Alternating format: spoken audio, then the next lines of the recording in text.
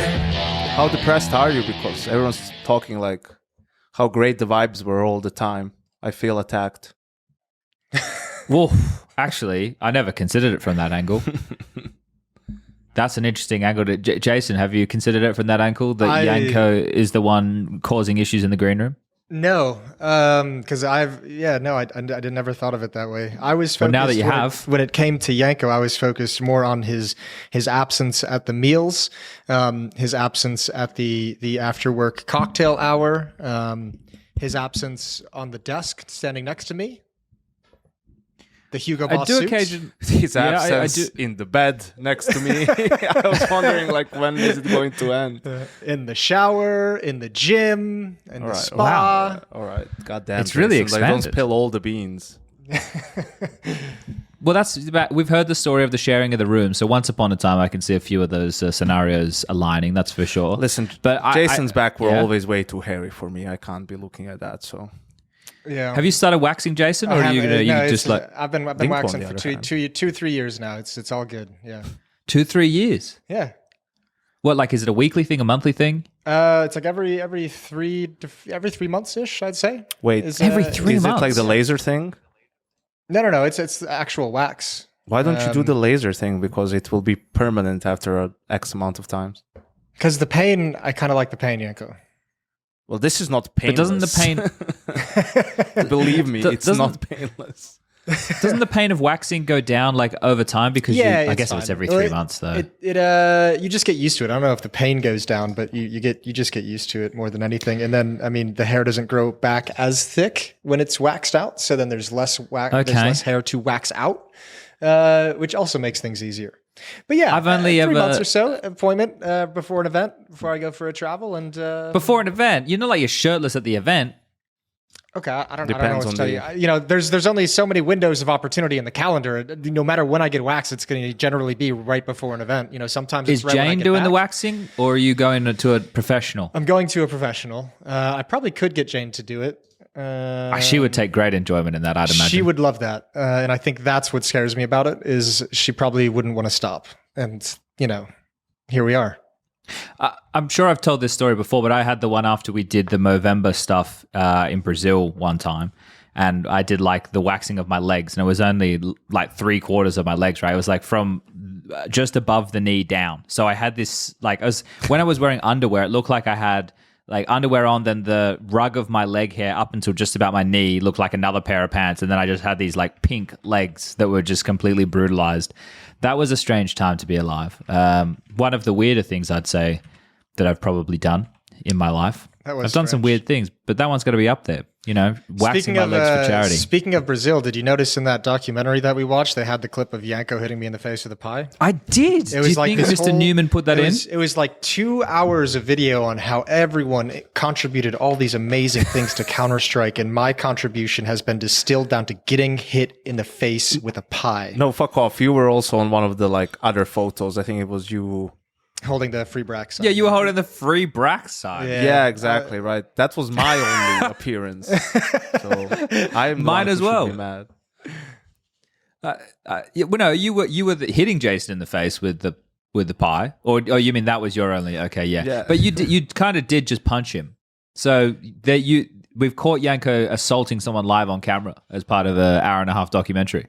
Yeah, I'll never forget when I came home from that event, my dad was like, "Why didn't you hit him back?" And I was like, "Well, we're doing this shit for charity. I can't just start swinging on the fucking stage." I also want to say this was before they met me, so... Yeah, it is pretty yeah. Well, you know, I was in the mood to pie someone in the face this last week, but that's for so many different reasons. We're going to get into that. I wouldn't even know where to begin. We're going to get deep into that, don't you worry.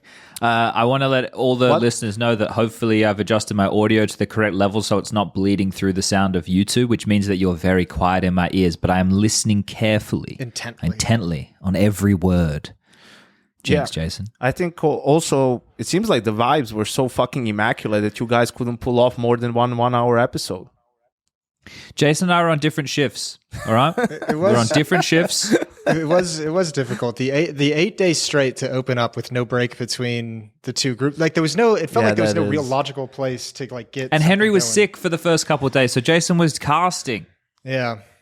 Yeah, that was a weird start to the event. Yeah, Henry had food poisoning. I should have told the guy to add more poison, but why were you poisoning Henry? He was hoping that I would start casting and they would call Janko in. Emergencies. That was my. Well, that's a roundabout way to go about it. Wouldn't you just poison Jason? Whoa! I can't. I like him way too much. even with all the backstabbing, I'm a sucker for old friends. Oh, Chad, bloody knives. Him and Stabby share. But look, I thought he was going to get announced as coach of Astralis, but.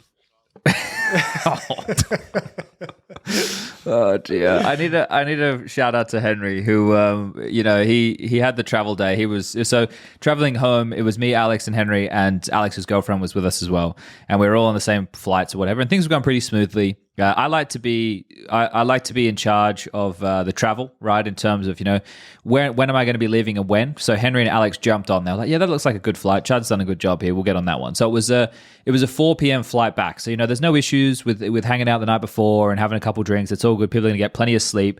Everything's going to be fine. And then Alex and I the day before also made sure we got late checkout. So like 1 p.m. checkout. The shuttle was at 1:20 or whatever it was. So there's no dramas. Everything was going to be fine until I woke up at about 11:30, did the final last moments of packing. Was in the bathroom running the sink, and I was like, well, there's no hot water. What's going on here? I still got plenty of time, an hour and a half till I have to leave. That's all right. Maybe everyone's just having a shower, everyone's having a good time. And then I see Henry type in the group. He's like, I've got no hot water. And I'm like, well, I've got no hot water, and we have to leave soon. And this is kind of fucked. I want to have a hot shower before I go for a fucking 10-hour day worth of travel back to Malta because there's no directs. You have to get a connection. So I was like, fuck it, I'm going to wait. And Henry's like, yeah, I'll wait a bit. And then people started knocking at Henry's door and he didn't get the later checkout. So he had one of two choices. Either don't shower or fucking just have to get in the cold Arctic Danish waters. So I think he tried to brave it, but I don't think he went the whole hog. I don't think he went all in. I can't speak to that. So I was like, fuck it, I'm going to keep waiting. So I waited until like 12:45. I was like, there better be fucking... I even called reception. I was like, hi, are you aware that there's no hot water? And she's like, oh, in your room? I was like, no, like in your fucking hot water unit. What are you talking about in my room? Like, hotel. That tilted me. That already kicked me off a little bit. I was like, for fuck's sake. She was like, I'll send someone to fix it. I was like, no, my colleagues also don't have hot water and they're on different floors. And she's like, oh, okay, well, let's see what we can do. Anyway, I have to have a shower and I'm fighting with my mental to have this ice cold fucking shower to leave to go on this travel day. I couldn't have thought of a worse way to leave. Right, I thought I'd done everything right. A late checkout time, no dramas, no worry about late sleep, all this. Everything was going to be okay. It was all good. A nice late day, and I fucking had a cold shower. And people were like, "Cold showers aren't that bad." You're right, they're not that bad. But that's not how I hadn't intended to have a cold shower. You had a vision of what the day was going to be, and it didn't include a cold shower. No, but Henry had that same misery, right? And this is where I wanted to give a shout out to Henry and his unfortunate misery for that travel day. Because then we traveled and everything was fine. The first flight was like an hour and a half from Denmark from Copenhagen to Munich. That's all good. We get off. We had a meal at the airport. We saw plenty of like people who had been at the event around. We're getting a gasoline grill burger in the airport and stuff, and giving the nods to all the people wearing Counter-Strike merchandise and all that jazz. And then we fucking we get back Munich to Malta. Get back. There's about a 20-minute delay. It's all good. We're back by like about 10 o'clock at night. And Henry and I are literally neighbors, right? There's like one apartment between the two of us. Tell me he didn't have any hot water. Oh, please. It's worse than that. So I'm in the shuttle with Henry and I'm like, yeah, like in the shuttle. I'm in the fucking taxi with Henry on the way back to our place. Not the house keys. No.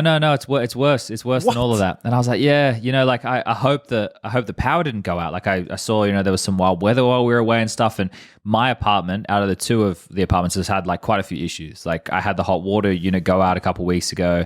I have like a leaky ceiling because the guy above me, his fucking balcony floor isn't sealed properly. There used to be an issue with the power on the balcony where in like wild weather it would trip, so I had to have that sealed up because I think moisture was getting in. So anyway, all these drama, and I was like, yeah, like I really hope that hasn't happened because I left some like strawberries and blueberries in the freezer and a whole like big tray of like a 1 kilo ice bag. Like, so if the power's gone out, no one's going to have checked on it and turned it on. I was like, this is going to suck. So then we get in. And Henry opens his door and I'm opening my door at the same time. And I flicks on my lights and they go on. He flicks on his and his doesn't go on. He's like, oh no. And I'm like, oh no. And he walks in and he's at a fridge situation. So he has a whole thing full with ice as well. And I'm sure he left shit in his fridge and stuff. So it would be all moldy and smell. Because we're gone for 2.5 weeks. So Henry's come back after the 10-hour travel day of having a cold shower into the house. The first thing he has to do is clean up his fucking fridge. The sheer misery that would have been felt in that moment. That the sheer sinking feeling. I feel so bad for him. And Henry, of all of us, is the worst at dealing with misery. He is the worst at toughing out a shit situation. Yep. So I haven't checked in. I've kind of been giving it a wide berth. I hope he's recovered. Right. It happened 2 days ago now, but I'm sure like it's still lingering. Like I can see him just seething about it, which is understandable. Those situations, you come back and you've just a travel day, and you're like, I'm so happy to be home, and something like that just fucking starts the journey back. It's like, for fuck's sake. So shout out to Henry one time. Hope he's doing all right. Whatever food he left in the fridge for 2 weeks, because we've been down 3-day-old sausages. Yeah, we've been down that road. Yeah. Well, how was your travel day, Jason? Traveling on April Fools, making sure that as you're slightly groggy, not checking Twitter and taking any of the things you see for real. Yeah, well, the nice thing was, because it was a travel day, I didn't check Twitter at all. I wasn't exposed to any of the April Fool's tomfoolery, which is lovely. I got down to my shuttle at about 4:15, and one of the Valve devs was supposed to be on my shuttle. Oh, he wasn't down there yet. So I was just sat in the shuttle. The driver was like, I got to wait, 15 minutes, just protocol. You're going to be fine. You're not going to be late. Wasn't worried about that. But I did sit in my shuttle at 4:30 in the morning on zero sleep, waiting for a Valve dev that never came.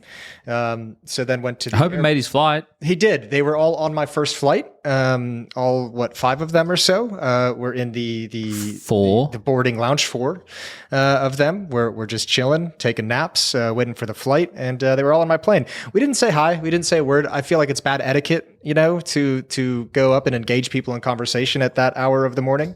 100%. And then we parted ways after the first flight. Just see you later. But it was good. It was just long and it was tiring. But no, uneventful. My power was on when I got home. My wife picked me up with the dogs and the baby at the airport, and must be nice. Went home, cooked some steaks, and went to bed early. That was it. Wow. That's my travel day. I watched Oppenheimer for like the 3rd or 4th time. That was cool. Sounds nice for you. Yeah. I'm just fucking. I got to go to China. Well, Janko has to go as well. Janko, are you going on Friday, Janko, to China? Yeah. I feel like I'm already in 2025. So that's how I'm feeling right now. Like I'm like, fuck, I'm already got to go. I'm trying to get in as many FACEIT games as possible. You've got the countdown on the calendar. You got 2 days until you have to take off. I did 3 loads of laundry yesterday. Today I'll start packing shit away. Like I'm doing this. I did HTV confirmed yesterday. I'm doing meetings for Pro League. We had a Chengdu call yesterday. It's like, fuck, mate. Like it don't stop. And I thought I could have a bit of a breather, but it's all good. It's all good. We're going to the thing that I'm excited about is Chengdu is going to be a new location, at least for me. I know Counter-Strike's been to Chengdu once upon a time before, but I've never been to Chengdu, so I'm excited to go visit a new place. It's always a bit nice when you go to somewhere undiscovered, where all the events just return to the same place. It's been like that since post-COVID, so yeah, that'll be sick. It'll be nice. I thought it was an April Fool's joke when I saw IEM Rio announced, but it was a day later. Yeah. See, I got a chuckle out of Jason there. That's not bad. That's pretty good. Yeah. Yeah, you like that one? Yeah. Well, that's not the main talking point, is it? Obviously, it's the major. But Janko, I know you were doing in the stream with Maui and Thorin and stuff. But have you been up to anything other than the Counter-Strike stuff that's been going on that's interesting to the people at home? Because we are going to be heavy tonight. We're going to be heavy tonight. So yeah. I want to stay light right now. You mean what stuff outside of the games? Yeah. What have you been doing? You got any fun stories? You Life you updates. Bought a dog. Did you go skydiving? For me, it's been like the reason why I didn't stream myself or do anything is I wasn't really feeling like it. So it's a lot of work. I watched games and did stuff when I was feeling like it. Like if I had other things to do, if it was a nice day outside and I could hang out with friends, that's what I did, because it feels kind of I don't want to say silly as well. If I'm not there already, why would I be glued to the screen watching every single game and all this stuff? I might as well take advantage of the time home to spend time with friends and family, especially because I'll be away significantly in the next 2 months. There's a lot of work coming up and a lot of events. So yeah, only when I was like interested. Obviously, a lot of the G2 games I have watched, like the good playoff games, but I didn't even like watch the whole, G2, not G2, FaZe Spirit game or FaZe Vitality, right? Like I'm going to rewatch those games. So yeah, I was just taking it easy. I've been dieting, working out, all of that stuff. Did you watch the Amcol games? Those were exciting. I watched maybe one of them, like Good. by Jason's favorite accident, team. because I don't know who they played. But there was something hilarious in like Jason talking in that episode post RMR about like just the NIP Amcal game all the time, and then he has to sub in to cast, and it is an Amcal game, and it was an overpass. And then as soon as they get eliminated, Henry's like, "Oh, I'm feeling better. I'll start casting again." It's like, fuck my life, right? It just fuck it right out of existence.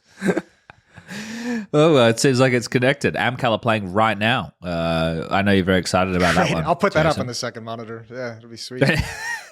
They lost the first map to the Guild Eagles, so you can get excited there. But I get what you're saying, Janko. When you do get time at home, and especially when you have an opportunity to have a bit more of a routine, because that's one of the things that we lack with the lifestyle we have. We're obviously very privileged. I want to make sure that, I love the lifestyle I get to lead. But when you are home for extended periods of time, you can start like working into a bit of a routine. Like I found myself when I was home for a stretch, like cooking a lot more and just doing some of the smaller things. Because when I'm home right now, for example, before going to China, I was thinking, well, do I go to the shops and buy some food and cook, or do I just order food? And if I buy too much shit, then I got to throw it out. And I was so I can understand. Cook yourself a nice meal. Get out of the Uber Eats world that we were in for 7 of the past 9 weeks, and cook yourself a meal before. I like the routine when we were there though, because it was nice. Like I would go to the mall and I would either get Indian or sushi from one of the places at Fields, and that was pretty good. And then the hotel breakfast was good. And I was getting up early and I was making sure that I was looking after my physical health. And then me and Alex had the first shift of the day. So you'd go in and you'd do that, and then I'd come back and I'd put one set of the games on the television and the other set of the games on the PC that PGL provided, so that I could watch both games at once. And I'd just kind of sit there and soak it in and just chill. It was kind of nice. I got plenty of rest. There was no dramas. But yeah, Jason and I were on different shifts, so it made it a little bit harder to do more episodes. Yeah, and I don't think we're going to be able to do an episode in China either, Janko, because we won't be able to upload it. Really? Well, we'll get to that. But I also want to say fuck Jason for one more thing, which is Okay. the one Here we event that he like goes and does as an analyst is where you have 2 full shifts. So, you only do, it's like the same one as if you were a caster. So he gets like the best of both worlds in a sense, because I was Why going do you to think say, he's while you're talking about the Samurai routine, Sword was so sharp? yeah, when you have like just half of the games, when you have half of the day off, you can still organize your day like on a decent level, right? Like you can still definitely go to the gym. For example, I have at least one proper meal if your other meal has to be kind of shit because you're just looking to eat something, right? And you're not necessarily worrying about diet or anything like that. The problem is when you have to spend the whole day at the venue if you're an analyst, except for this one event that Jason did. Then it makes it harder. Good point. Fuck me in particular. Really good point. Well, I have a mouthful of ice right now. Oh, sorry. What do you have a mouthful of ice for? Because I made smoothie, an iced coffee, and I use and I blended it up, and I'm at the bottom of the smoothie where the ice isn't that blended. So as Janko was telling the story, my mouth kind of got full of ice, and I almost spat it everywhere, which would have been quite sad. I'm glad that I kept it inside. Oh, okay. Well, I wanted to ask a question to you, Janko, because I understand that you said you weren't glued to the screen for every single game. But when I saw last night when I was doing HLTV Confirmed, I didn't get around to answering this one because my power did end up going out. What a fucking mess that island is. Jesus the only one in the building as well, so I don't know what tripped it. But regardless, that's here nor there. I'll pay my rent through my nose. Some people were putting questions. They were like, not discussing the production issues. Now, someone who was on the broadcast, I didn't have any real notice of production issues other than when Alex and I were casting the G2 versus NaVi game, and apparently the stream went down, and we were just doing a bit of filling in the arena for a while, but we didn't actually know what was going on, right? No one said to us like what the issue was, but I saw people were talking about this. There was a couple of threads and stuff. Was there anything noticeable like for you watching at home that was like a big gaffe? Because to me it seemed relatively smooth, other than like the Jame incident, obviously, which we'll get to, and the rushing of the stage incident as well. Everything seemed like it was fine from my perspective. Well, of course, you're going to keep doing events with them, so you have to say that. But no, but seriously, like what was wrong on air? The feed died to everything in the semifinal of the game, where you had to make a tech pause. You had to put in a tech pause multiple times, and it died. The feed just died to everything, and then it happened on the final game as well. That randomly, like the grand final. Yes, like I think Twitch would die, but you could still watch, or like Kick would die, but you could still watch on Twitch or YouTube or something like that. Like they had issues with their feed going out to all these broadcasters, and they had it to the extent where you had to put in a tech pause, but that was because that was an extended one. Like one time it happened where you would just miss one round, or you would miss half the round, right? And you guys would like keep going, but then it would come back at the very end of it, so they didn't need to pause. I guess that was when they were like troubleshooting it, and then they had to pause it to fix it. I mean, you know, in the grand scheme of things, like I don't know how major that is, but that's something that's never happened before too. Oh no, because I genuinely didn't know like what the qualms were, because during Alex and my game I know it went down, but when you're in the venue and you're watching, right, you know, like the direct feed you get to the TVs and shit,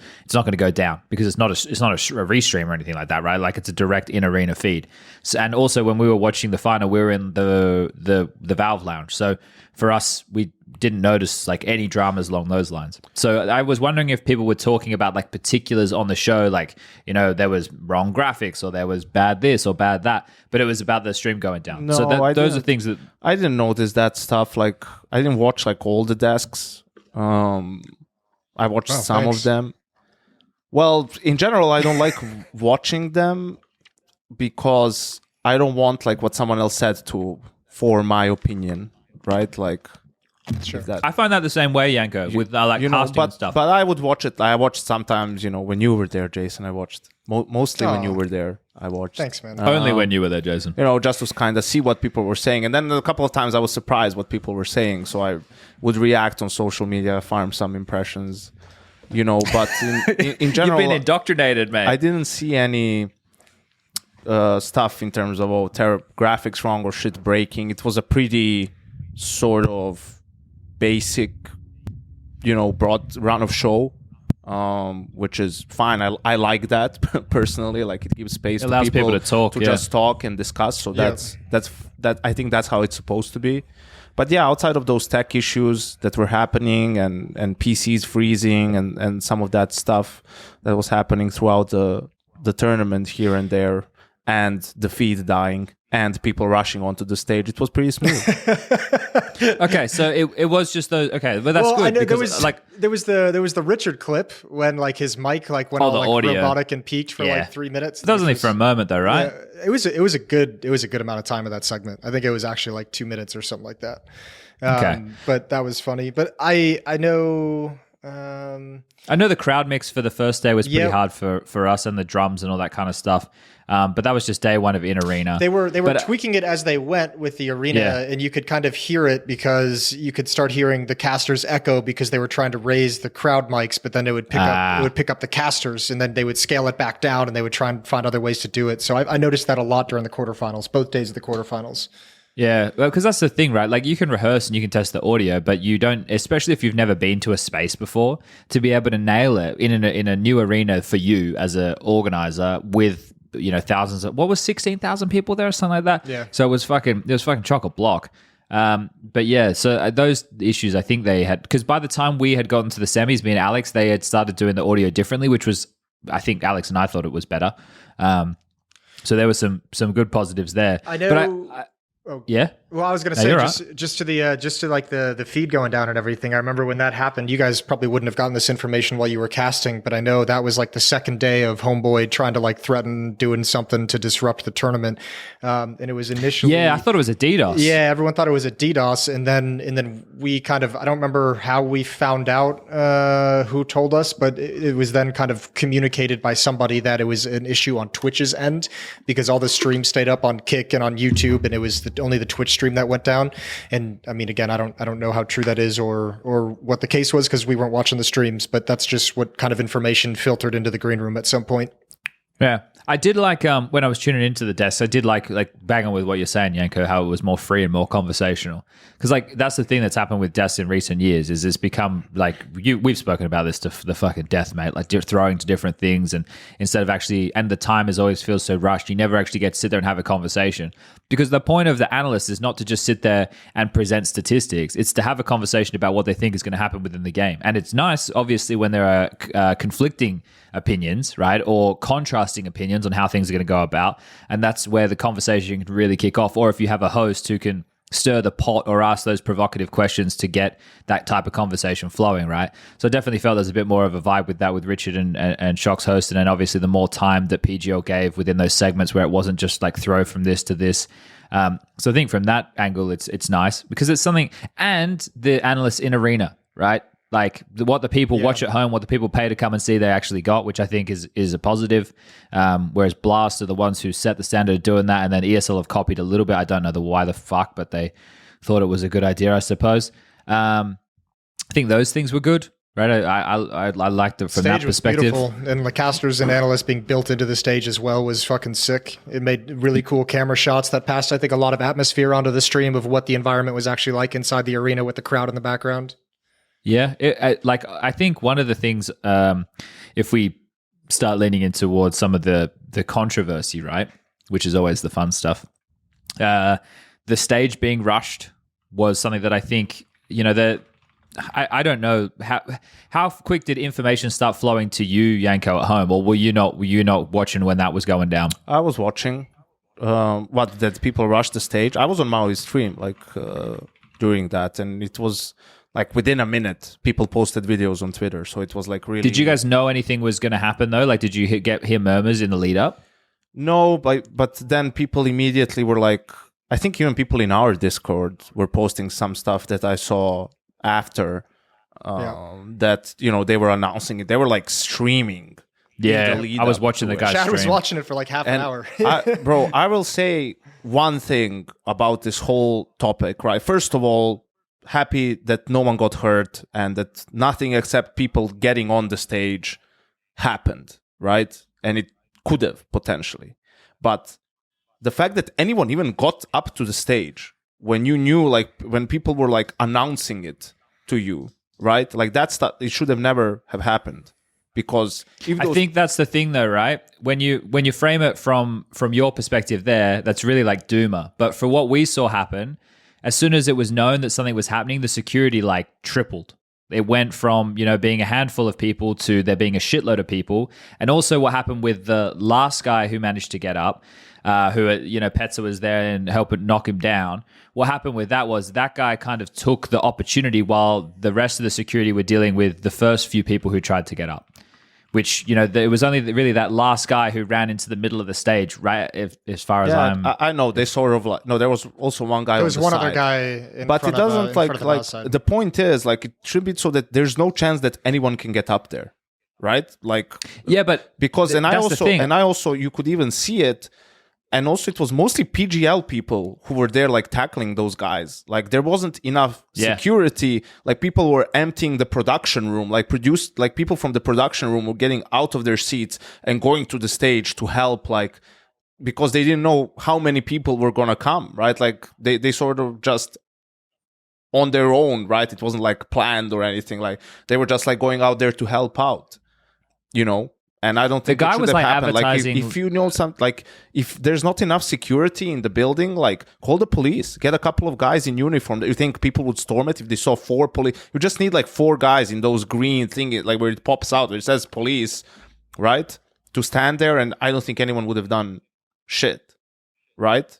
So I think yeah, people are all like, oh yeah, everything was great. It's like what people got on the stage. Like the G2 had their own private security at the event because those people were like saying they were going to kidnap m0NESY or some bullshit like that. He said he was going to handcuff himself to m0NESY, but he wasn't even that guy who was doing the streaming. I don't even think he was anywhere near, because when I was watching his stream, he had 8 women behind him who didn't look like they were in Europe. Oh, let me say that much. It looked like he was probably somewhere in Southeast Asia or something along those lines. He had 8 women standing behind him for that entire stream.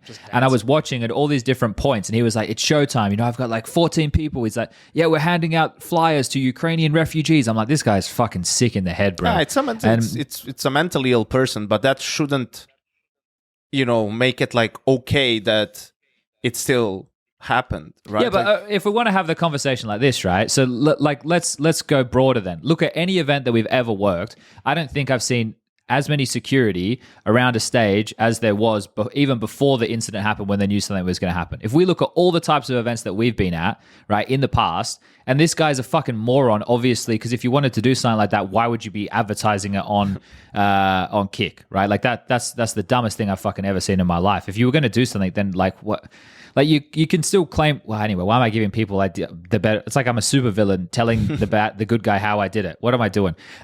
Regardless. We've been at events before where it's almost across the board that it would be possible at all events. I couldn't name one event where it wouldn't be possible for people to get up on stage. I can't name one. They had security guards, like when even like before it happened, they brought enough people out to have like every 3 steps was a security guard or PGL listen, staff. What's the point of security standing there? What's their job? I mean, they want to stop anyone jumping up onto the stage. Yeah, deterrent, and also to actually physically stop someone. Exactly. So it doesn't matter how many people were there if people still got on the stage. It wasn't enough people. Right? I agree with you guys. And I know both Richard and Duncan have been raving about this for years because they were the ones most endangered, right? Because they were saying the wildest shit and got the most haters, right? Like that someone could actually assault them from the crowd, some mentally ill fan or deranged person or whatever, right? That the security wasn't great. How many times we go to these arenas and, you know, it's normal because usually it's like concerts and I don't know what, and there's like 60-plus-year-olds are just there, you know, people mostly like sort of just, you know, they're not expected to really do much of anything, right? But I think all of that changes when someone announces that they're going to try and do something. That's all. Yeah, but this is the thing. So comparing it to what happens at normal events, right? Do you agree with the sentiment that I just put out there? Almost every event that we've ever worked, it would be possible for people to come get up on stage? If they tried in an organized manner to do that, then yes. Yeah, because I'm trying to think of any event which we would have where there would be enough security. Trophy as well was also that they kind of rushed the sides and then he stormed a bit delayed. The catwalk, it was like, you know, they threw some utility, you know, to put some pressure, and then he lurked. Then he lurked, you know. But he did the Alexa V strategy, attack A, but also go B. So that was kind of the thing. My point, Janko, is that for the response after they had heard that this was a possibility, they had put a shitload more security than were already there, right? And then the fact that it's still, people were still able to leak through and get on the stage, it looks bad, right? But for what it started with to how many ended up there, I thought it was a good response to the potential threat, right? And then now, this is where the whole conversation shifts down the line. The future for all of these events now is going to have to be the setup that they went for that day forward. There'll be no more walk-ins through the crowd. There'll be multiple barricades. It'll be fucking like Fort Knox out there from now on, right? And you bang on, like in the sense that people shouldn't have been able to get up on the stages, but at no point up until this, and it's not true to say that people haven't been on stages at analyst desks. I'm not saying you're saying that. I'm just saying that if anybody tried to come out and claim that, we had the Starladder Major where the Astralis guys, the Glaves Brothers group or whatever, came and jumped up on the stage. We had one that we did in Brazil before, Jason, where we were on the analyst desk and a team won, one of the Brazilian teams won, and whole people came and fucking ran up on the analyst desk behind us with flags and were jumping around and shit. New York one time as well with Duncan on the desk.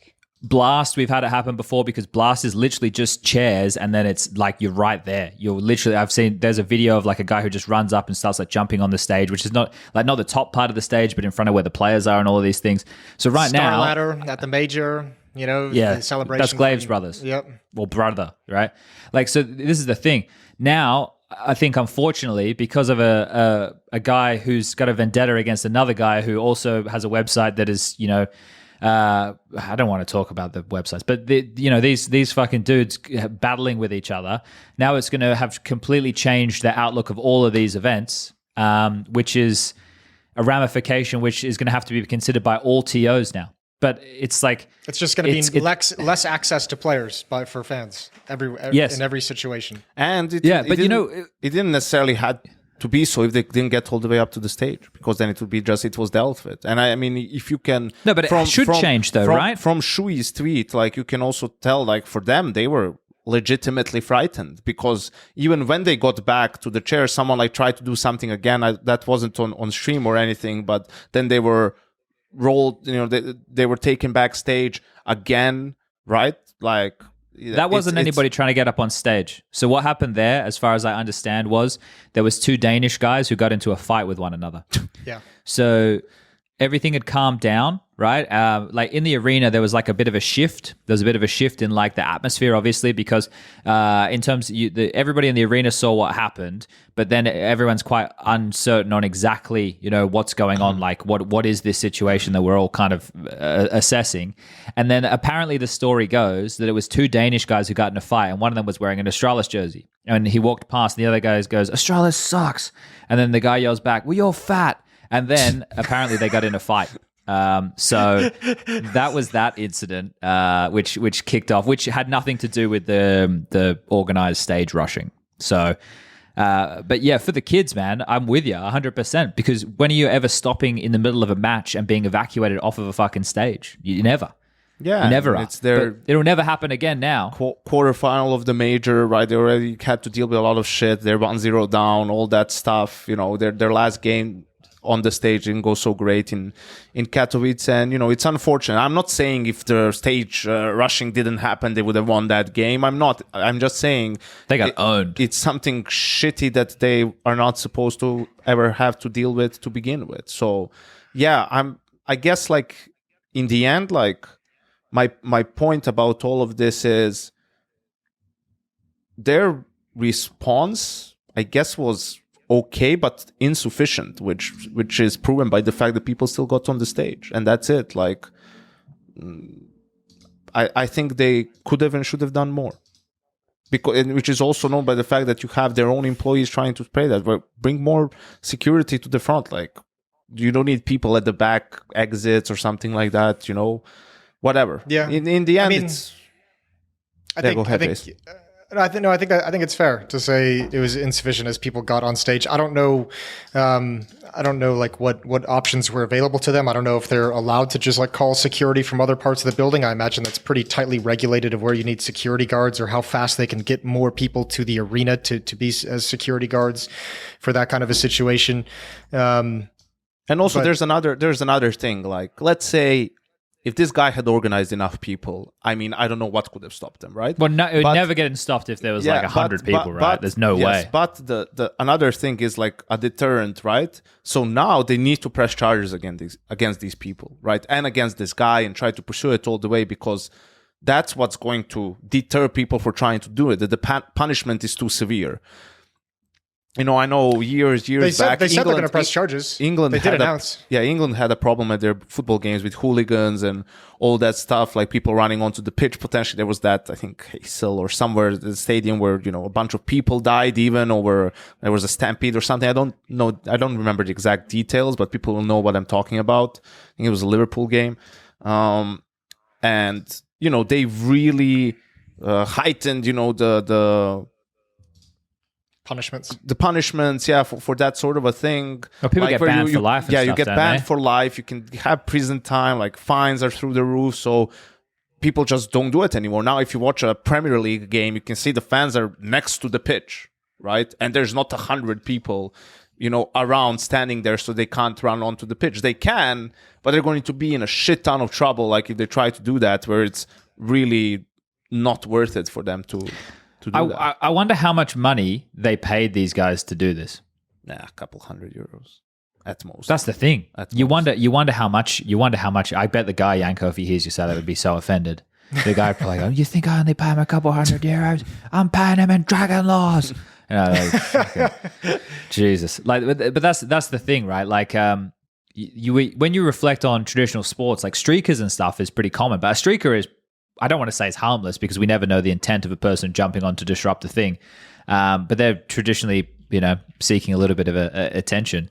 But I think, something that is interesting is we haven't really had too many incidents at events before like this, surprisingly. Like we noted a couple where people have come and jumped up on stage. And there was one where in Romania, people were throwing Snickers bars at Henry and Matt. You remember that, Jason, in Bucharest? I do, yeah.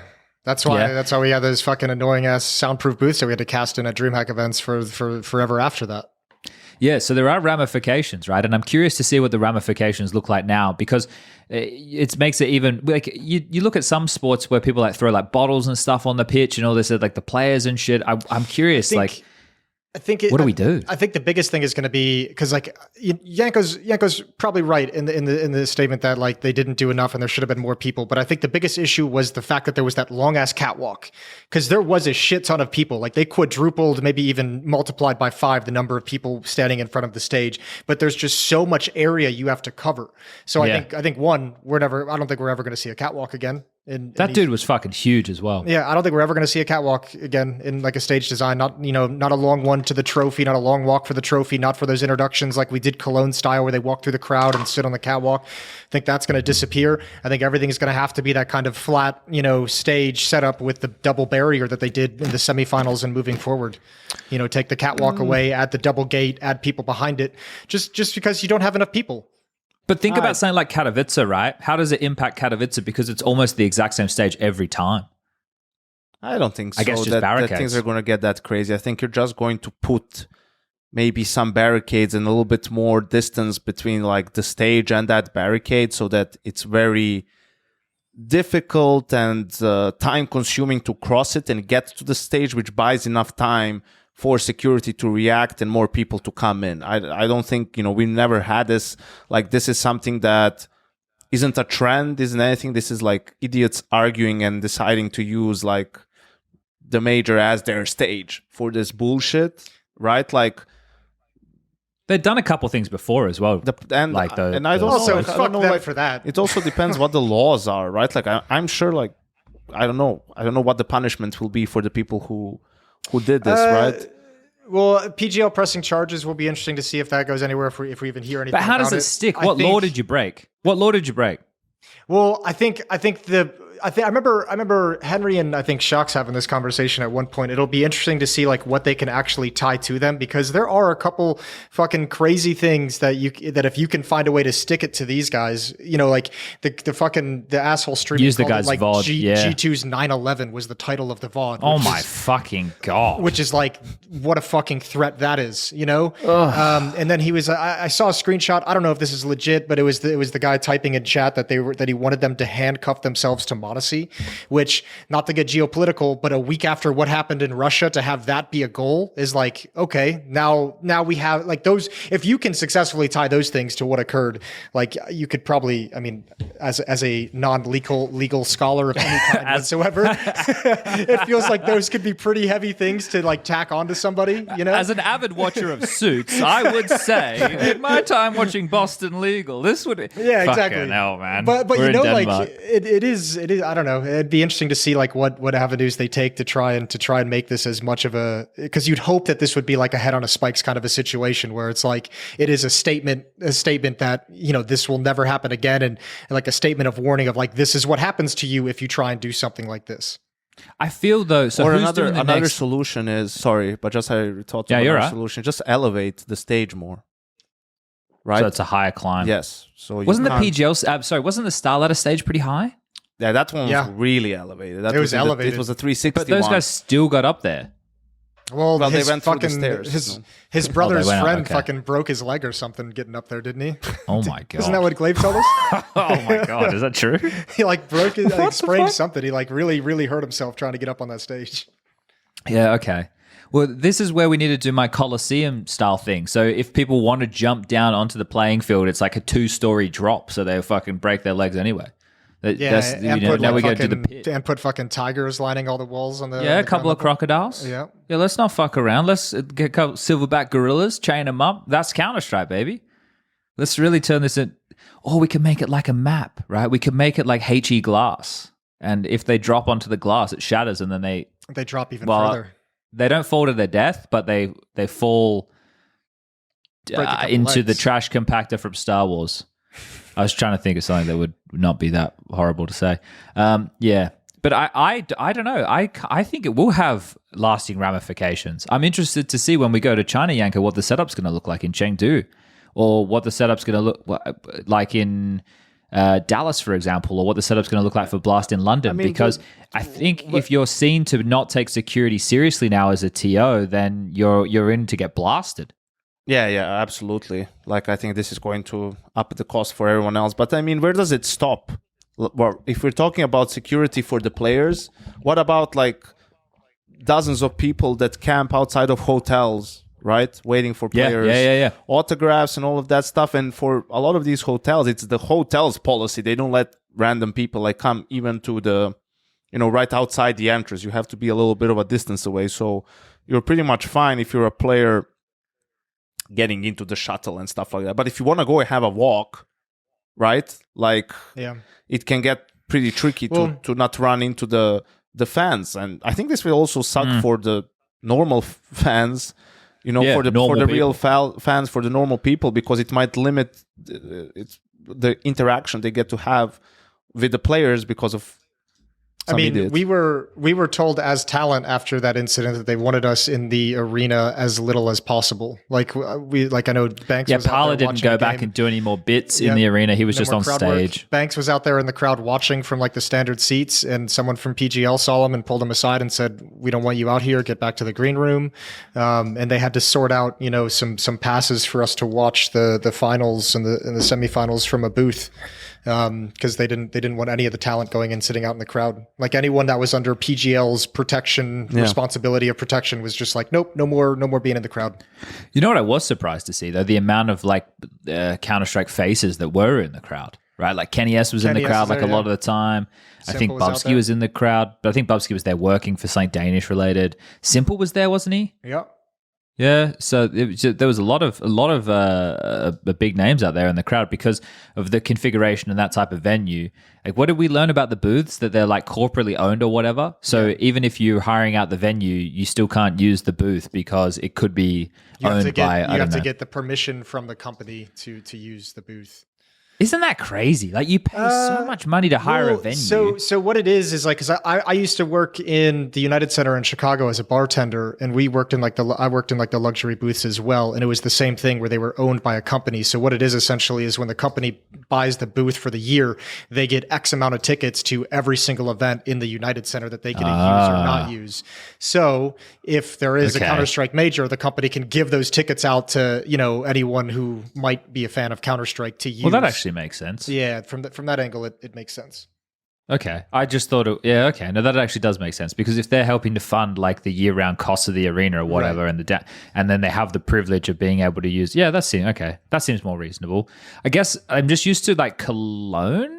Yep. Is Cologne the one where we have? So yeah, I guess that has similar limitations, but there's just a lot more of the booths. There's even over multiple levels, I'm pretty sure. Yeah, there's a huge number of booths at the Cologne arena for sure. Just never-ending fucking suites up there. But I think you can also, I think that venue, I would assume, they have like a certain amount that are rented out to companies. And then as a random fan, because US arenas do this too, you can buy like suite tickets as just like a random fan. They're just more expensive. Well, there was that Global Elite ticket a couple of times for Cologne where you get a booth, you get a backstage tour, like a bunch of stuff.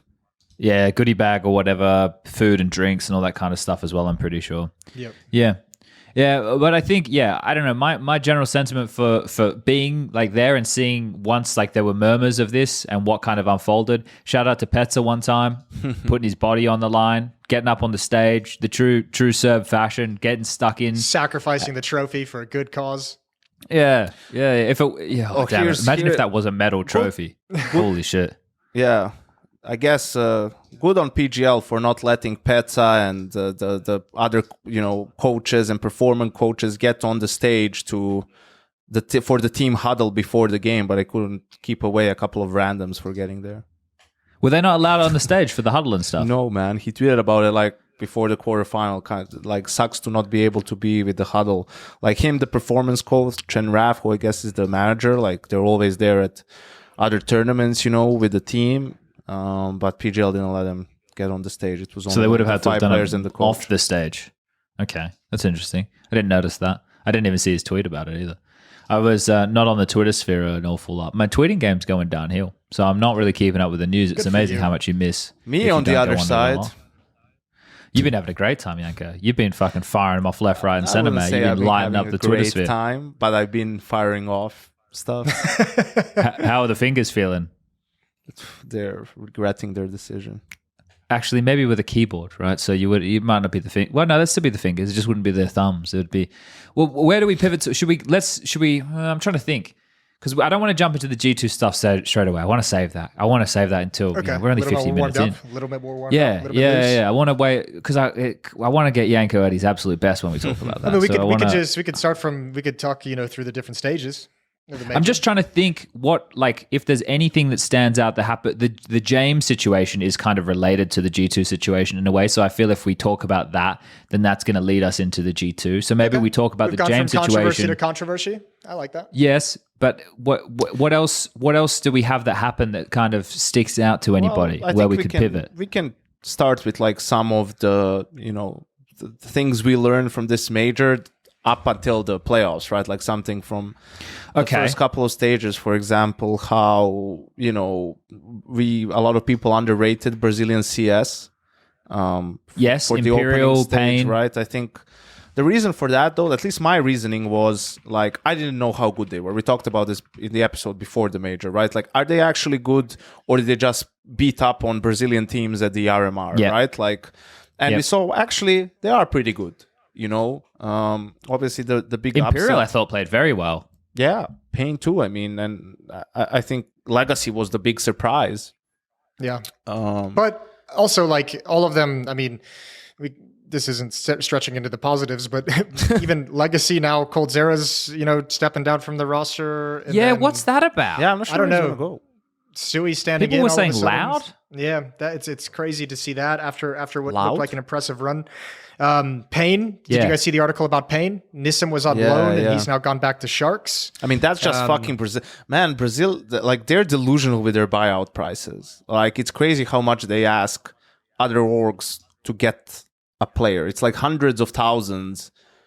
It's like, why are you like this? Why isn't everyone more reasonable and then you can all build better teams? Not to mention the player, how devastated he must be.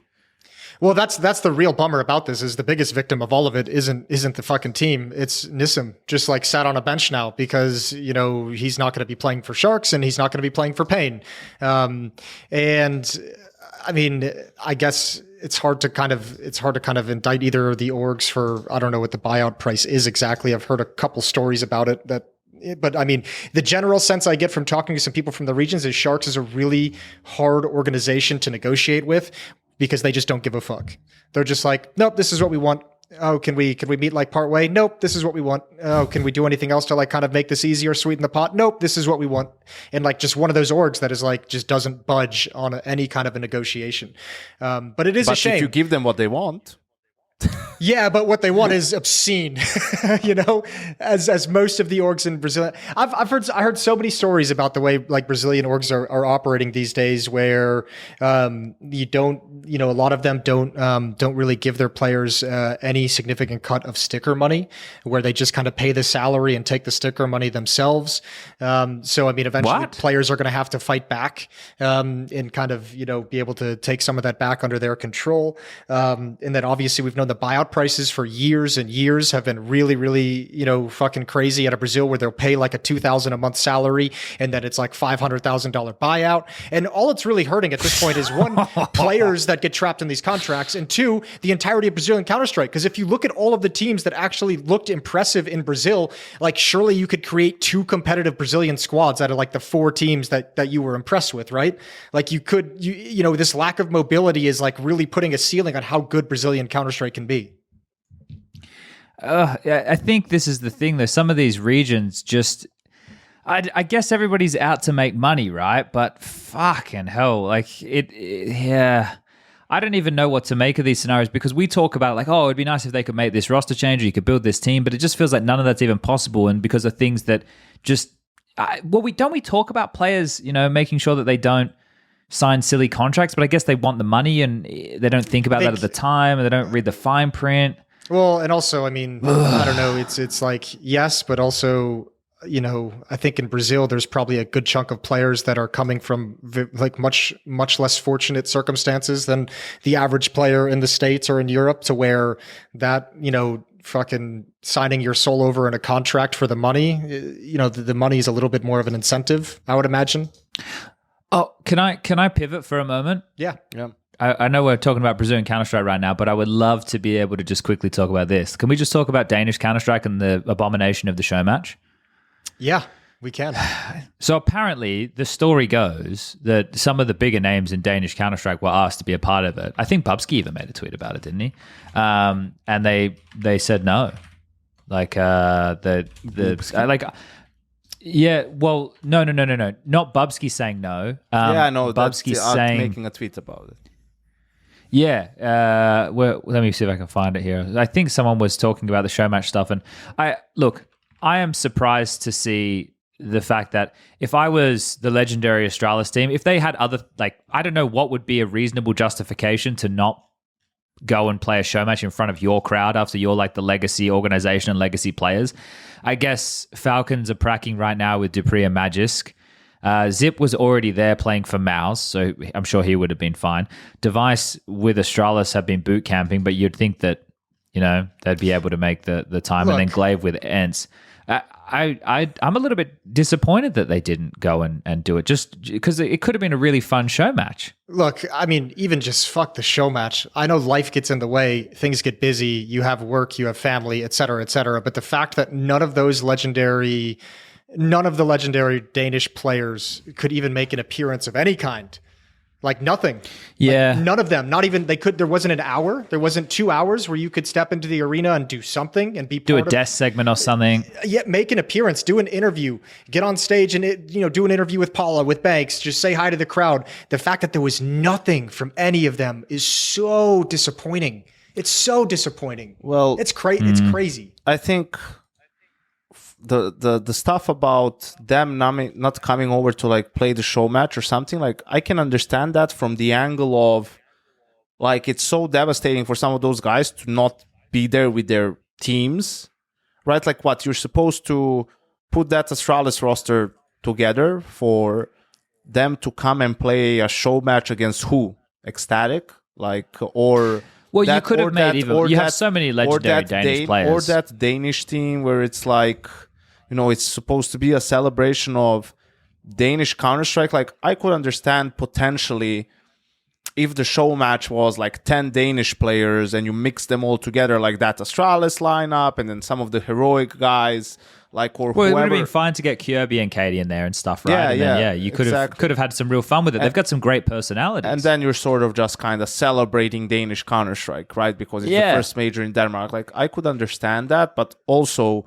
as you said, like, Astralis is boot camping or preparing for China. Falcons are also practicing. Like, okay, they could still take 1 day off and fly there, or actually, if they're just that's the thing. I don't know where they are. They could come over. I know Astralis had like stuff in terms of like they had a booth or something or watch parties and shit. I don't know if players made an appearance there. Astralis players, I imagine they did. Like, if Astralis didn't do that, then I don't know what the fuck they're doing.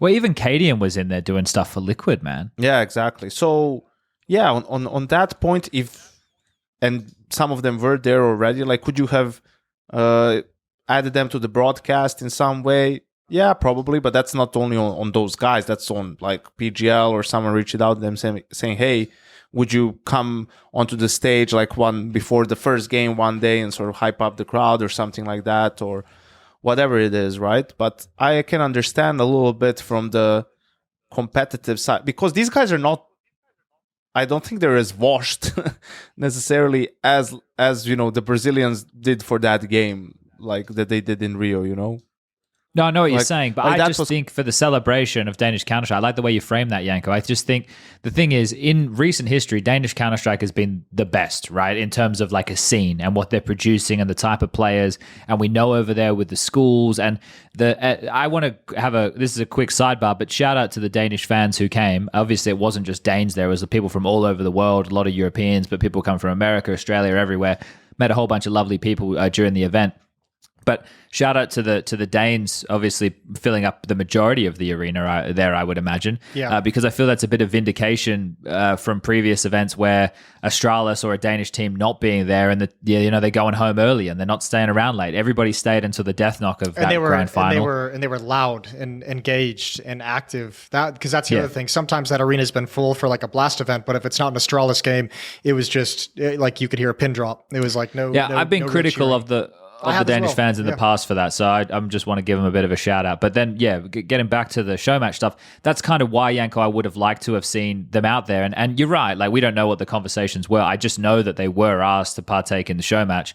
And there was some reason that they had said no, right? So I just think, think it would have been nice. I mean, you're right. You didn't say anything wrong, but in my head, it's like, at some point, like surely like, an hour or two of your time, and it's not for you, it is for fans. And like you said, the celebration of Danish Counter-Strike. And it's crazy that couldn't be something that was figured out to be there for a signing session, some kind of I don't know, anything that would have gotten those legendary Danish players who, let's be real, are the reason this major is here and the reason why there is such a widespread Danish audience showing up for the major. It's like that should be, for me, it's like, go give some service to the fans who buy your jerseys and pay the ticket prices to come to these events and fill up this arena to make it look fucking amazing. I don't know. But you know what this means, Jason? This means Astralis are going to win in China because they've been pracking so hard. Well, I hear Device is a strong in-game leader. Look, man, I'm actually... Well, I don't want to get us off topic again. I'm actually excited to we'll see... Get there. We'll get there later. I'm excited. Like, there's a couple of teams at this event. Like, what are Liquid going to have in the fucking chamber? They've had an awful lot of time to practice. How are FaZe and G2, Mouse, etc. are going to bounce back? Virtus Pro can get some, another use of the word vindication after the group stage calamity, the elimination calamity. There's some interesting, obviously not across the board, but with a few names there. But I just wanted to say I was it was a bit of an interesting show match to say the least. I guess it was cool from the angle of some of the younger kids got a chance to play on a stage like that, but it's not. It was crap, dude. It was crap. Don't even. You're trying your best. I'm trying. Not a good show I'm match. trying. I thought it was nice because they're so, like that. The Krisen, right? From the Mouse Academy, or like is it and what Sucker, right? Like that was. But you're right. It could have been amazing. It could have been really good. Such man. We were talking about Brazilian Counter-Strike. Yeah, before let's get back because round. we didn't say anything positive about Brazilian Counter-Strike. We got quickly into like. I said Imperial looked good. Yeah, I like decent. I like No Way. Yeah. I thought one thing I felt like I noticed, I thought Brazilian teams did a really good job with they played good fundamental Counter-Strike, I thought. and they did a really good job with the smoke breaking function. I don't know why this stuck out in my brain so much, but I thought when I was like watching even Furia, like as much of a dumpster fire as that was, watching them and watching some of the other Brazilian teams, I thought they had some really good plans for the smoke breaking functionality to find themselves an extra kill. And that stuck out to me more than it did watching even European teams for some reason. I don't know if either of you got that impression. I just thought that they had a lot of good ideas. Like it always felt like they were doing something, right? Like Overpass for Imperial sticks out. And the thing is, over a larger sample size of games, people would start to be able to poke holes in their approach for sure, right? But in best of ones, which we all want the best of threes, don't worry. I think they were able to look really quite put together because it's less of a game that they had to be ready for. But within that, I think that they performed really well. Had lots of different opening moves. They had a nice amount of depth, and and everything looked like there was a good understanding. It was individuals did have good moments, right? But it was all kind of destined to happen. But like Pain, on the other hand, I'm not saying that they didn't have good approach or anything, but Big Uzera, like if people aren't throwing more money at this guy to get him as the in-game leader of their team in Brazil, what the fuck are you doing, mate? Like, there's no doubt about it that like his fragging output and clearly his impact on the team, because it was a team of essentially no names. The only name in that team that I'd heard of before was NQZ, right? The rest of them were all relatively fresh faces and fresh names. So and remember, he had to rebuild that team like halfway through from last nothing. year. Yeah, like after the Paris major, that team disappeared. It was him and Skulls sat on a bench for like 2 to 3 months doing absolutely nothing, not even a roster to play with, and he put that team together in less than in like 6 months. He got that team to almost knocking on the door of the playoffs. Like that's crazy. That's why I honestly got like, that's why I was saying I think Furia should have picked him up last year in that moment. And I know like even I think Maniac was saying, or someone was saying that they'd even like, thought that, Biggie's era was pretty crazy even like the year before that. And it's like, what a missed opportunity for Furia with the leadership. Can we start treating Furia like I did with EG? We just don't talk about him. Like what? Like why waste our breath? Man? I just wonder what are they going to do, if anything. Like at this point, it's kind of getting egregious. It's right? beyond a joke, though, it's embarrassing, man. Is what it is. Yeah, like they were close to even not making it out of the Opening first stage.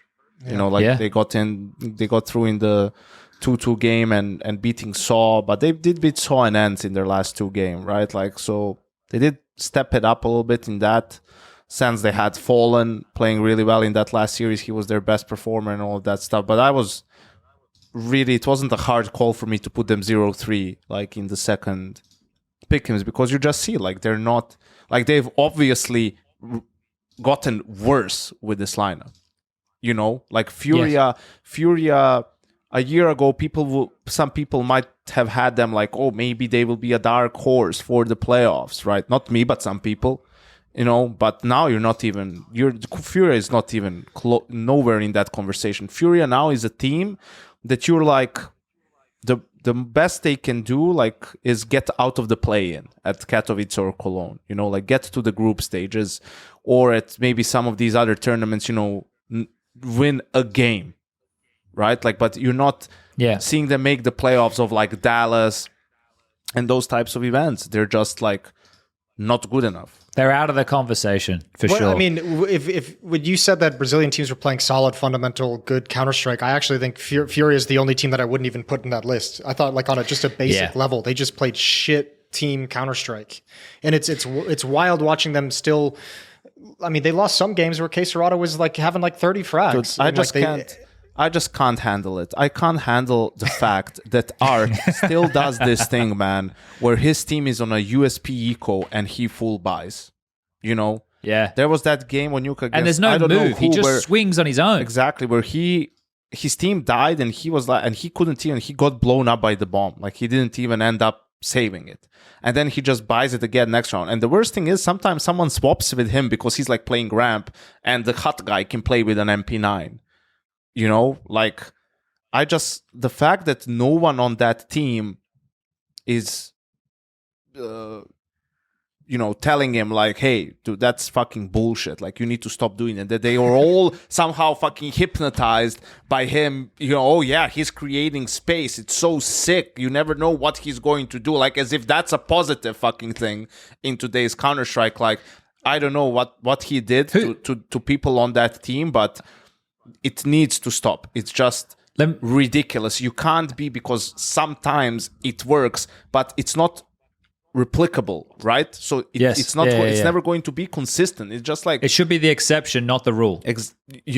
So what's the point of all that? You can't expect. Let's do this. Janko, let's do this, because you're right. Like, but you particularly, right, have been beating this drum forever now, right? Like, you've got to be feeling like you're fucking driving yourself up the wall. So I sat you down right now. You're across from Jamie, right, the Furia owner guy. You're sitting across from him, and you're having a couple of beers, and you're still talking to him, and you're saying, "Listen, mate, we can fix Furia. This is how we can fix it. I'll take you to the promised land. We like the org. You guys have some sick merch. The poker angle's cool. Neymar's fucking sweet. And K-Serrato's the boss, right? Who's staying? What's going on? How are you fixing Furia?"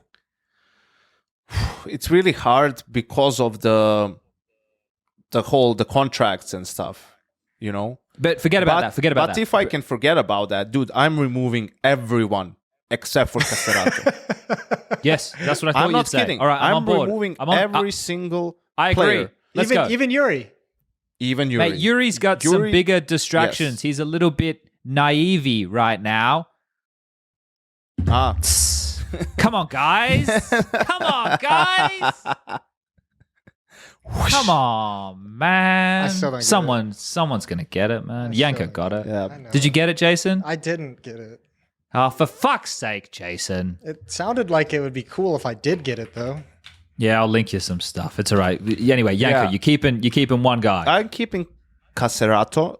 I'm getting as the op, this is a bit tricky. Like I'm getting either NQZ, which probably you can't get, or Story from Saw.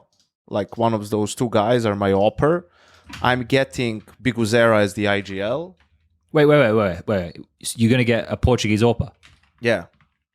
He speaks the language, fair enough. Yeah. Okay, who was the other option you gave? NQZ, but I would rather get NQZ Okay. because I would get him and Biguzera from Pain, right? And he really likes Biguzera, and I think, Okay. and I would get Dumao and Lato from Legacy.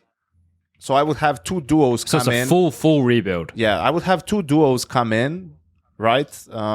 Yeah.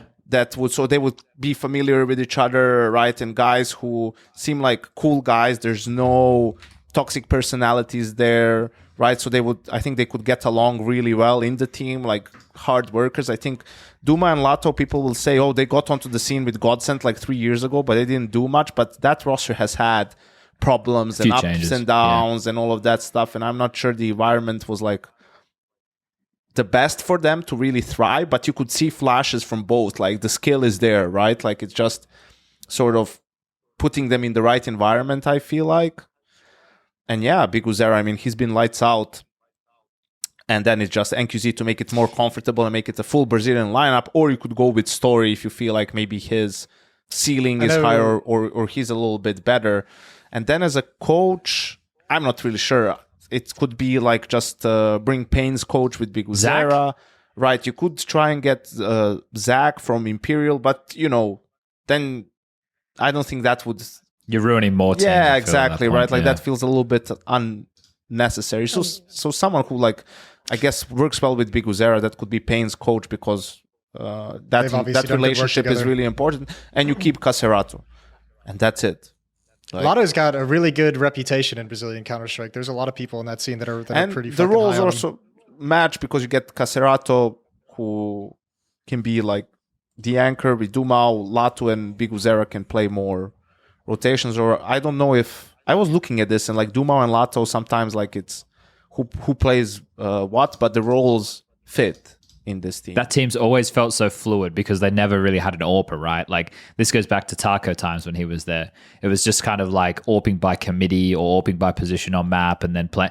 Like it just felt like everybody would do every role, which I think is kind of a good thing. And another reason why it has to be this way is also because at this point it's obvious Caserato is never going to leave Furia. Like if he hasn't left by now, we have to go to them. So you have to go to him, right? And that means like at this point he kind of deserves this to an extent. Like just rebuild the team around him because the other guys haven't been, and I don't know, perhaps with someone like Cello, it's that the style is all over the place. He had to change his role too, so it's kind of he's been dealt a shit hand to some extent, but hey, that's what he knew what he was getting himself into, I suppose. Psst, Jason, can you hear me? I can hear you. Jason, I sent you a link on Discord. I saw it. It was a good joke. You like the joke now? It was a really good joke. Thank you. All right, cool. All right, now, okay, well, that's done. So we've just rebuilt Furia. I'm glad. Look, we're going to solve so many problems today, right? We saved Furia this afternoon. Well, look, I knew that we were going to be in for a bumper episode. And like last night when we did HLTV Confirmed, we try and keep it like 2.5 hours, right? And when you have 4 people, and because of the visuals and the other things we have to do, I have to kind of keep things moving. But with us, we can go wherever the fuck we want and essentially talk until someone has to leave. So I know that we can just fucking ram it all home. So I was fucking jazzed. And yesterday I was tired, man. So today I've just had a coffee. I'm feeling amped. Fucking loving it, Chad. I'm loving the energy. Fucking yeah. It was sunny, man. I'm back, baby. Who's gonna carry the boats? And the logs. We might do a parody of him in Pro League maybe. I've been thinking about so many Pro League things. The mind is you've been on the activated. Pro League grind. Firing on all cylinders. I got something we can fix. And Jason was just dealing with the difficulties of having to be an analyst and that. took all the his hard brain life. power. Yeah. Wow. That's why I spent so much time Okay. on my own because I was working on Pro League. That's What can we fix, Jason? Tell us. Well, Jason is under fire today. complexity. We can try and fix complexity. Oh, you got to get rid of Halzerg. Yeah, but they're not making any roster changes. They're not making any roster changes. Well, then I they can't said. fix them. I think They came out and said we're not making any roster changes. Yeah, and Monacy's not for sale. Fuck's sake. Yeah. What do you want us to do, Jason? They're your team. I don't care. I don't know. I don't even know. That's the thing. I don't know how to fix Yeah, them. Jason. I don't know what to do. Well, Janko just fixed fucking Brazilian Counter-Strike. You could at least fix your own backyard, mate. I'm doing my best. Like, I don't even know where to look to anymore. Like there was at least some positive signs at a Brazilian Counter-Strike. There's nothing of growth in North America. The idea that complexity couldn't beat Vitality that day without fucking Zaiwu, with them playing like shit. That was Vitality's C game on that last game that they played. That was like the craziest. I saw so much crap that just caused them to lose. And it's like they got like 90% of the way there and misplayed like every single post plant when it mattered most. Like a 2v1 between, I think, Floppy and Elige, misplayed to allow a 1v2 victory. Holzerk had a great game on Inferno. He was banging shots off. And then in a retake, he missed 4 out of 5 op shots in the op magazine of like standard basic op shots of a retake. And it's like, you can't, like at some level, you just can't, there's like, you can't fix that. I mean, That's just... The worst thing is Hauser had a good tournament. Like he was, I think it's fair to say, consistently good. Of course, he has had moments where he probably failed and fucked up some shit. I mean, Elige was their worst performer. You know, he was the one who was missing in that series for them, which is unfortunate because he's the guy who always delivered, right? And dude, Maniac and I were laughing in the green room watching that game because we were like, actually, Vitality's best player today is Elige. Like the amount of like, I think Elige like single-handedly on Inferno in the first half like gave them like 3 rounds to get back into the game. They were up on him like I don't remember what it was, like 6-0 or 6-1 or 7-1 or something like that. And like just Elige kept trying to force plays, trying to make things happen, and the game obviously wasn't with them, and like just handed rounds back to Vitality over and over again. It's just so soul crushing to watch. Look, here's the only way that you can fix American Counter-Strike. Jason, I'm listening. you have to sit and you have to hope that Liquid fail really bad. And then what you have to do is you have to grab NaV, you have to grab Twist, and you have to grab Elige. And they're all still quite young. And you have to take them out into the middle of the desert, and they have to do like some peyote or something, right? And they have to see the wild coyotes out there, and they have to have like this bonding experience, and the 3 of them like have this mind meld merge together and get over whatever bullshit that they've experienced together in the past, and they know that we can all grow as human beings, and then the 3 of them hold hands, and it's like a Dragon Ball Z thing with like fucking, what's the guy? It's like Trunks and Gohan. They do that thing, and they become that one guy, I forget his name, Gotenks or whatever his fucking name is, and they do that. And then, Jason, And then they beat you have Boo. 3 of the absolute best Counter-Strike players ever out of North America who are extremely experienced, not only in their tenure for the Liquid team of 2019, but in the modern day. They all play different roles within the team that contribute to a fantastic core. And then you just need to find some window dressing. You need to get yourself an AWPer. I heard if you head over to the CIS region, they've got thousands of the cunts. So you just pick up one of them and you say, listen, you don't even need to talk, mate. You just need to shoot. And you plug him in, and then you get some in-game leader. At this point, it doesn't even really matter. It can be Daps. It can't be Daps. You get yourself an in-game leader, and you put him in there. And then maybe... Get Steel. He said he was going to come back to... Oh, shit. And this is like... him, and if it's a proper project.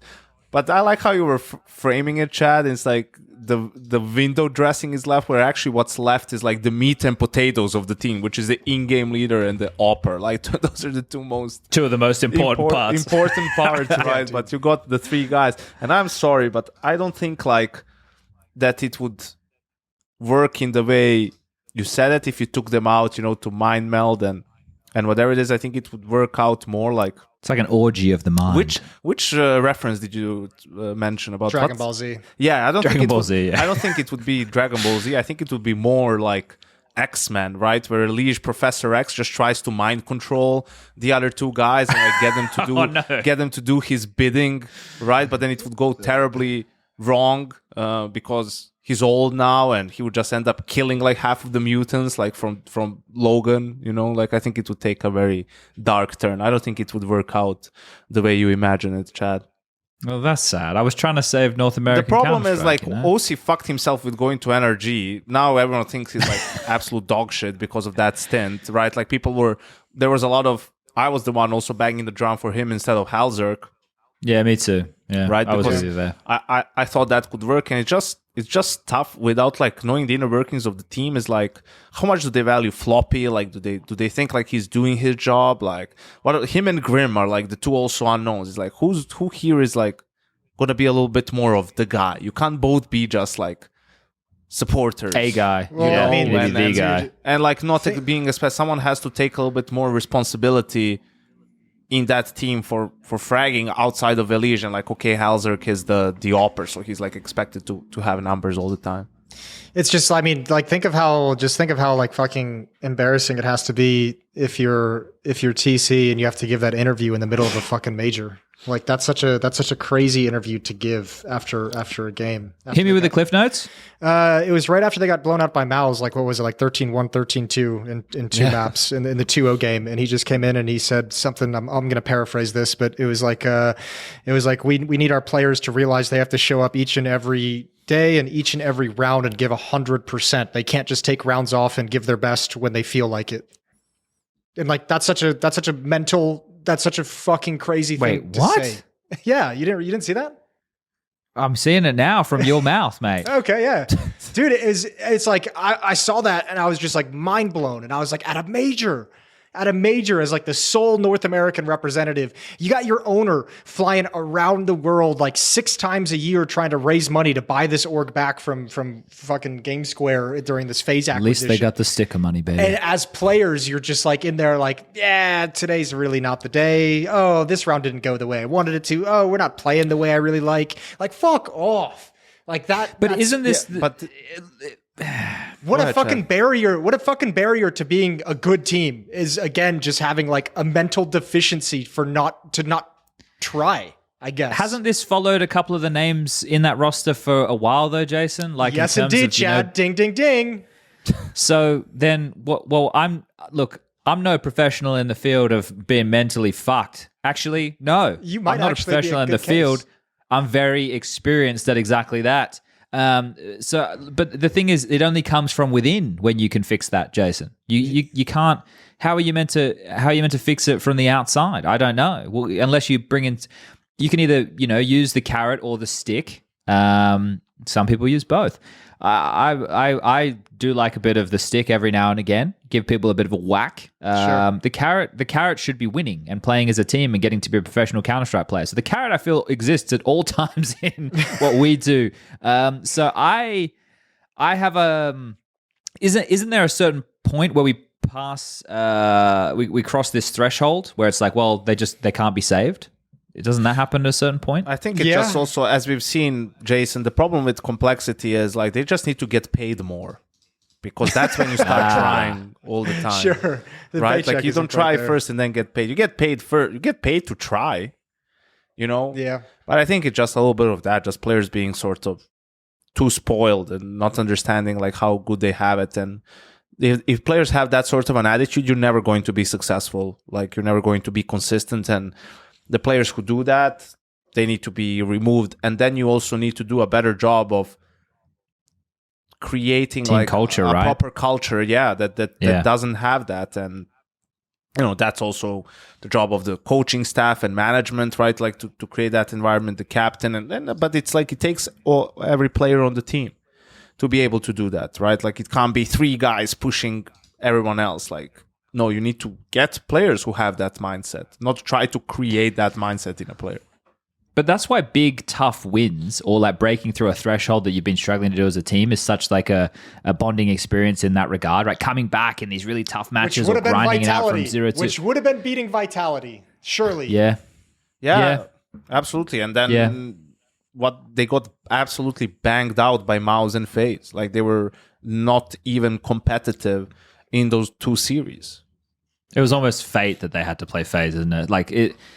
the way that unfolded, especially with the Game Square acquisition of the FaZe brand and them obviously having to be sold, it was like, well, this couldn't have gone down in a more, well, I guess it's not poetic if you're a Complexity fan, is it? But yeah, they did get absolutely dismantled from that point. It is a collapse when you look at, and this is the thing, they've been on, in my books anyway, on a steady decline since Sydney last year, because they had the tail end of last year after showing good form at the first CS2 event, right? Which was more aim-based. It was definitely more aim-based, which is a really good, like more scrappy, more aim-based, more in your face. And then they had a couple of events towards the tail end of the year where they were just disappointing. And that could have been their chance to be like, yeah, no, we are legit. We use that Sydney competition as confidence. It's like, you're a team that is in no position to be like, oh, it's the end of the year, I'm tired. It's like, no, it's the end of the year, let's go into these events. Like, I need to check which events they were, but I don't think there were that many teams at, that... the Atlanta Challengers, right? Was one of the ones that was after Sydney that they didn't, I don't think they won it. No, I think you're correct. I'm having a quick little scroll back through right now. So, spring groups, RMRs, Atlanta. Yeah, I'm with you. They felt like, I don't know if I'd call it declined. And SPU. Okay. I don't know if I would phrase it as like a decline, but I think they got a hot start in CS2. Like they got like a good jump off the gun, and I think they just got caught up to and passed really, really fucking quickly. Okay, so you think it was like they peaked. I thought it was momentum that they could have run with, though. Maybe. So I guess that, yeah, okay. Well, no, that's fair enough. There's different perspectives on it for sure. Yeah, it's not. I mean, it doesn't really matter quibbling between the two of them. Whichever way you want to look at it, they're not anywhere close to challenging for a final the way they did in Sydney. Yeah. Well, look, Jason, if to answer your question, we can't save North American Counter-Strike. It's the one thing we can't fix today. All right. Well. No, I saw a tweet from Alchemist earlier today, and like he tweeted, it's just a throwaway tweet. He said, "Remember when North America had Counter-Strike events?" Now, I don't know if that means international Counter-Strike events or localized. If it's local, yeah, okay, well then that's a different conversation. I was going to say ones where we need to like fly in and players need to get in. It's always going to be visa issues and stuff, isn't it? So that is one of the most disconcerting places for a lot of people who aren't American to go to. Other than Canada and probably Australia would actually be quite high on that list as well. These are difficult places for people to get into from certain spots in the world. Sure. But if we're talking local events, then that's something that needs to start grassroots. Like what Launders is doing in Canada, for example, is a good start. Like those things need to be built up. And that community, that culture that Janko's talking about on a team basis also needs to be established with a greater player base, which is what ESCA was responsible for back in the day. We used to have a bunch of things in Australia. We've heard like from Janko before about Serbia and all the different LAN cafes. Like those things start somewhere, so it needs to kind of get reignited. And I think a problem that you have in America, Jason, and I'm sorry about it, is you guys just have such like a high cost of living over there, and it doesn't feel like it's the country's so big as well. So to get everybody together for these you're in a tough spot, even though you're much more connected. Like I don't think it's easy for America. Don't get me wrong. I'm not out here like I think that stuff gets fixed quickly I think that the grassroots is going to be the answer, is starting up those like regional events and building them up from the ground. And I think once that gets going, once that catches fire again, I think we can jumpstart it pretty quickly. But I mean, even when Alchemist is saying, like, do you remember when NA used to have like LAN events? It's like, even back then, it was like there was a LAN event in the Midwest. There was a LAN event in New York on the East Coast. There was a LAN event in Texas, a LAN event in California. And you obviously couldn't go to each and every one depending on, what part of the country you're from. Maybe you can now if you have, the appropriate sponsors to get around to them. But I think once those start cropping up in these little regional areas, that's what built North American Counter-Strike back in the day. Like even if they were just segregated like by region. Do you think we get some more org interest now that the region, thanks to Brazil, not thanks to the North America, but that's here nor there. Do you think we get more interest from orgs to invest in the space with more potential spots open to the region for the next major? I would hope so, and I think so. But what scares me the most about it is I don't want orgs coming in like 6 months ahead of a major run, right? And just picking up a team to try and qualify for the major, and then if they fail, just drop leave it. A void. Yeah, I think that would be even worse than what we have now. If orgs just popped in. What if it was like a 6-month lead in though, right? So for example, if I was an org and now that things are going to be much more, this is just a thought I've had right now. So it might be a terrible thought. You guys can tell me where I'm wrong. But let's say that like now that we know that majors are always going to be at the end of the season, and we are aware that there will be some changes next year. I guess we can talk about that in a moment too, or at least we believe there'll be some changes next year in the way things function. You pick up a team at the start of the season, right? And you give them 6 months, right? So you give them a decent lead time where you fund things and you help them out and you put everything in the right direction. I know that there's not a lot of longevity there, but you still have 6 months with an org helping you fund things to be into the runway to try and qualify for the major. It's a short-term contract, sure, but don't you think that would alleviate it'll alleviate the financial pressure and it'll give teams a 6-month lead time to try and be able to qualify for the major? That feels okay, or am I underestimating a few things? I think in theory, it'd be fine. I think the hard part is, especially at the moment, like as we see with pretty much every team that gets formed like that, like you don't see like the original 5 roster always be the one that makes it to the major. Like you're going to have to make roster moves. You're going to have to make roster changes. And sometimes, but aren't 6 months contracts pretty viable? Like I get what you're saying, but if I'm an org, some of the issues is right now, if I'm signing like star level players, they're signing some of these guys for like 1 to 3 years, right? Some of these crazy ones we've heard about have been like 5 years or something absolutely bonkers. Fury, of course. But if you're a smaller org, or if you're maybe not even a smaller org, but you're an org interested in getting into Counter-Strike, you step in, you offer like a 6-month contract, and maybe you get close. Maybe you miss out by just 1 best of 3 or whatever, right? You didn't get across the line. It's like, okay, well, actually, that was all right. Now we only miss, the next month or 2 months of competition when the major circuit is on. Now we're going to go, okay, well, we like these 3. Maybe we'll look at 2 guys that we can grab from this team. And then you go, okay, well, we'll sign everybody again. You're the new team for another 6 months. And you go again. Like, that to me seems like it could be okay. It does, but I think if you look at it from the org perspective, well, I mean, if the way I look at it is like, okay, so for those 6 months, you're kind of footing the bill. And you're footing the bill with the expectation that if you make the major, you get sticker money, you get a bunch of money from the capsules. And that essentially funds the Counter-Strike division, is that kind of money that you've made from qualifying to the major. If you don't make it, how much an investment, are those 6 months, and are you able to actually stomach that potential loss?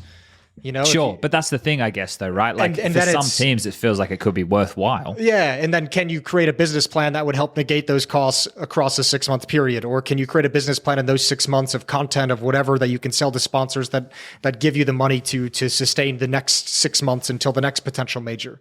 So yeah, I mean, it sounds great. It sounds better. It sounds like a decent idea. I don't know if you are the business guy actually paying the bill, if that sounds all that comforting. I mean, it seems like an okay way to attempt entry. But yeah, I don't think it's bad. You have to imagine some of these orgs, some of the bigger orgs as well, have the ability to actually fund that. It's just a strategy. Do they want to take the financial risk? Yeah. Yeah, I think it's also very difficult to predict whether you'll be making the major, kind of, no matter which team you get. Like, look at Ecstatic from Europe. They made it into the major. Then they even made it into the second phase, right? Like they made it to the elimination stage, while you have obviously teams like Astralis. Big didn't even make it into the RMR. Or look at Liquid. Yeah. Like we forgot about them. Their Big is not in the top 30 anymore. Liquid as well, a big name. So you have examples of this happen.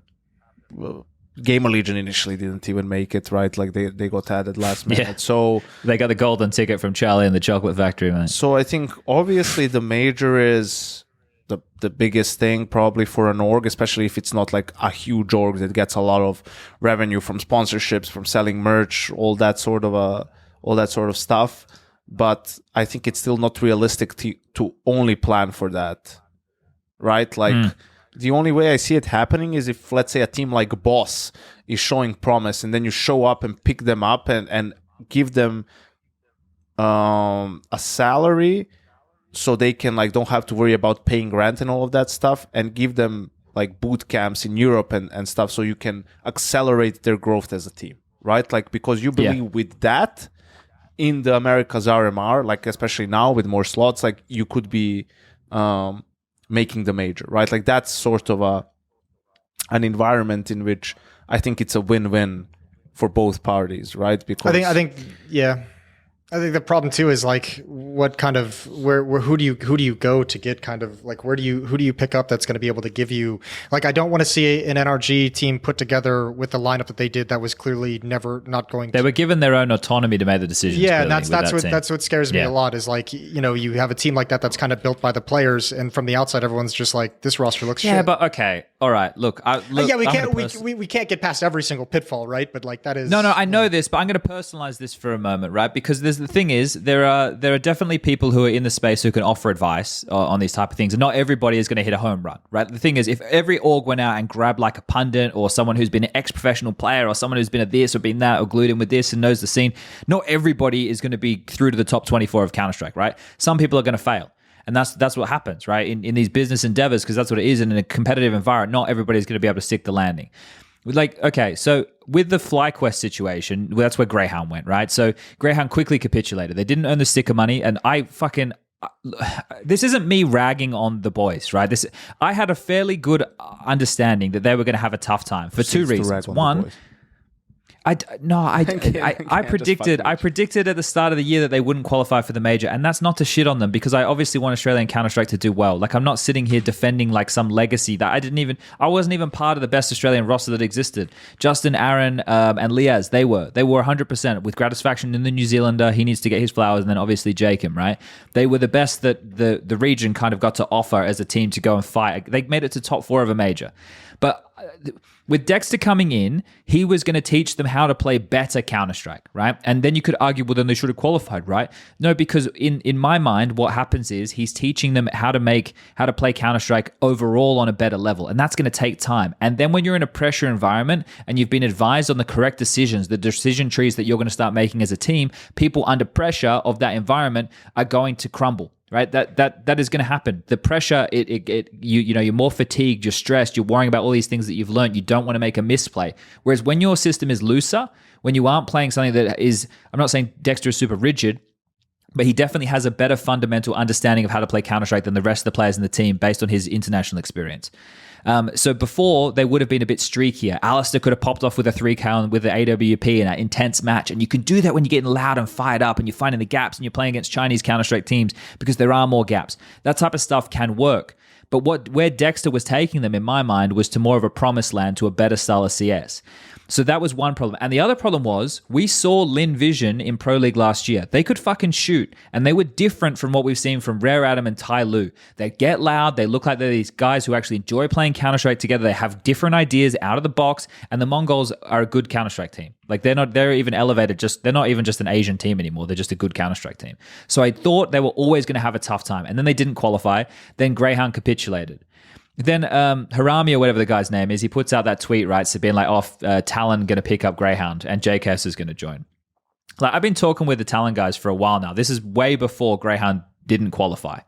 Like I tried to work something out before the major cycle to get them in towards that org. And I don't have like any affiliation with the Talon guys other than me helping, right? And if anything happens in the future and I am officially a part of that organization or whatever in some role, then I will make that known. But at the moment, I just kind of advise them on decisions that I think.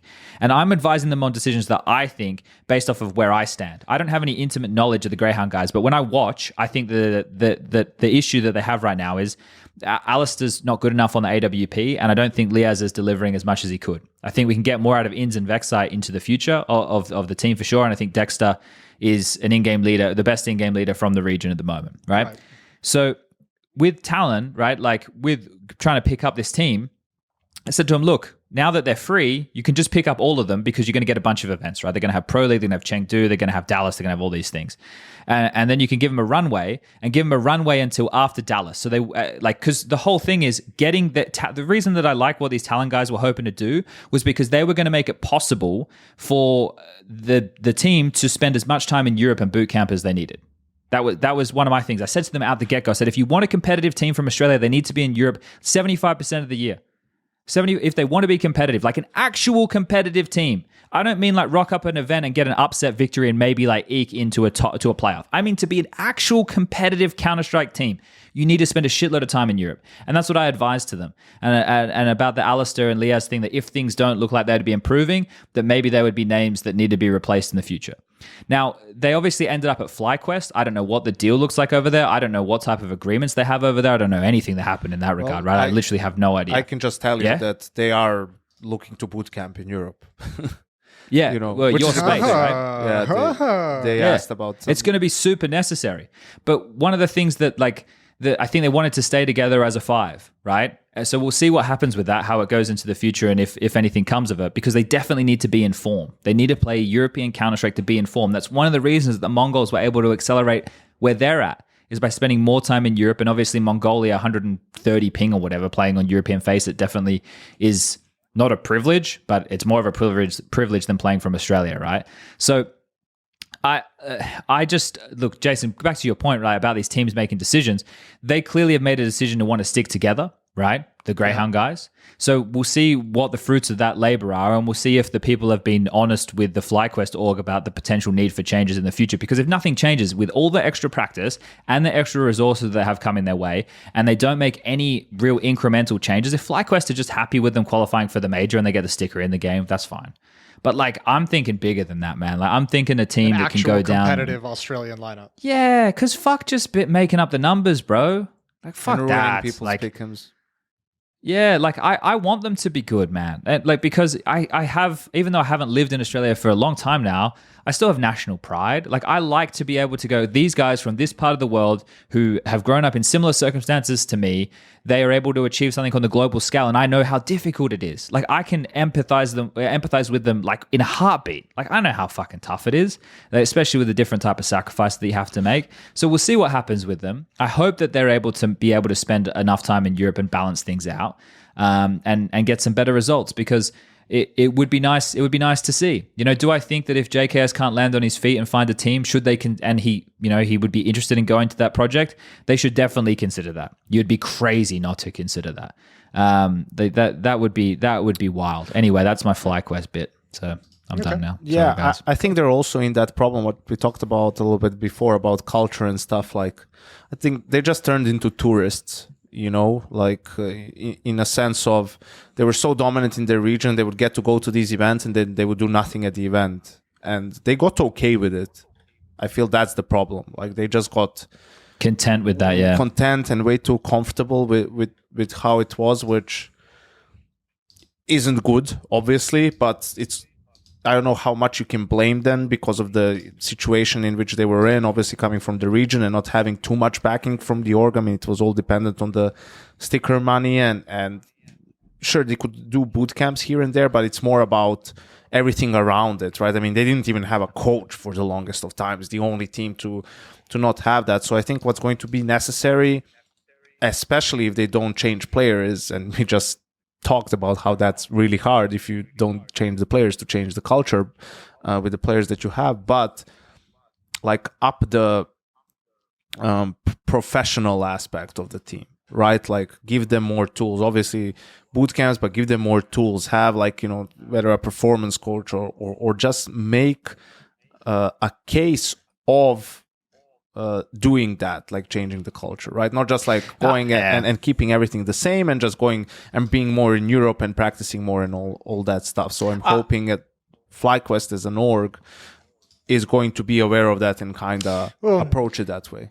I'm really sad. I'm really sad they didn't go with Talon, and I think maybe part of it was me scaring him off because I was honest with Dexter. I was like, look, this is what I think. You know, this is what I think about like what needs to happen in the future. And maybe I scared him away by being honest about what I thought. But it's also like if I'm advising an org on making decisions, I want to advise them on what I think is right. Like, I don't want to just hook guys up with a salary because, you know, we're Australian. Like, I would like the team to actually do good, and I'd like to be honest with these people about how things could function. So I had offered, like, I wanted to be involved on the team, not as like a full-time coach. I can't do that while I'm doing this job, but like whenever I'm home and they're in a prac or whatever, I'd love to be able to jump in. I'd love to listen to the comms. I'd love to be able to watch and say, oh, have you like, and talk to them about the game theory and the way they're approaching the game, and see if I could offer anything, any form of help. I was fucking ready to jump on board, man. I'm so sad that it didn't happen.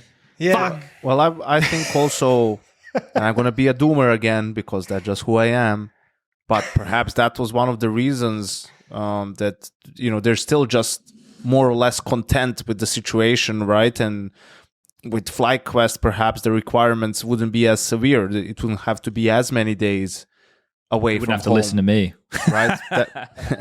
But so maybe that would be unfortunate, but maybe it's something like that, just trying to be in a good situation for yourself, right? Have steady salary coming in. Obviously, you're going to try and with the opportunity you have to be more in Europe, like going to try to get better results, but it's not going to be all inning, right?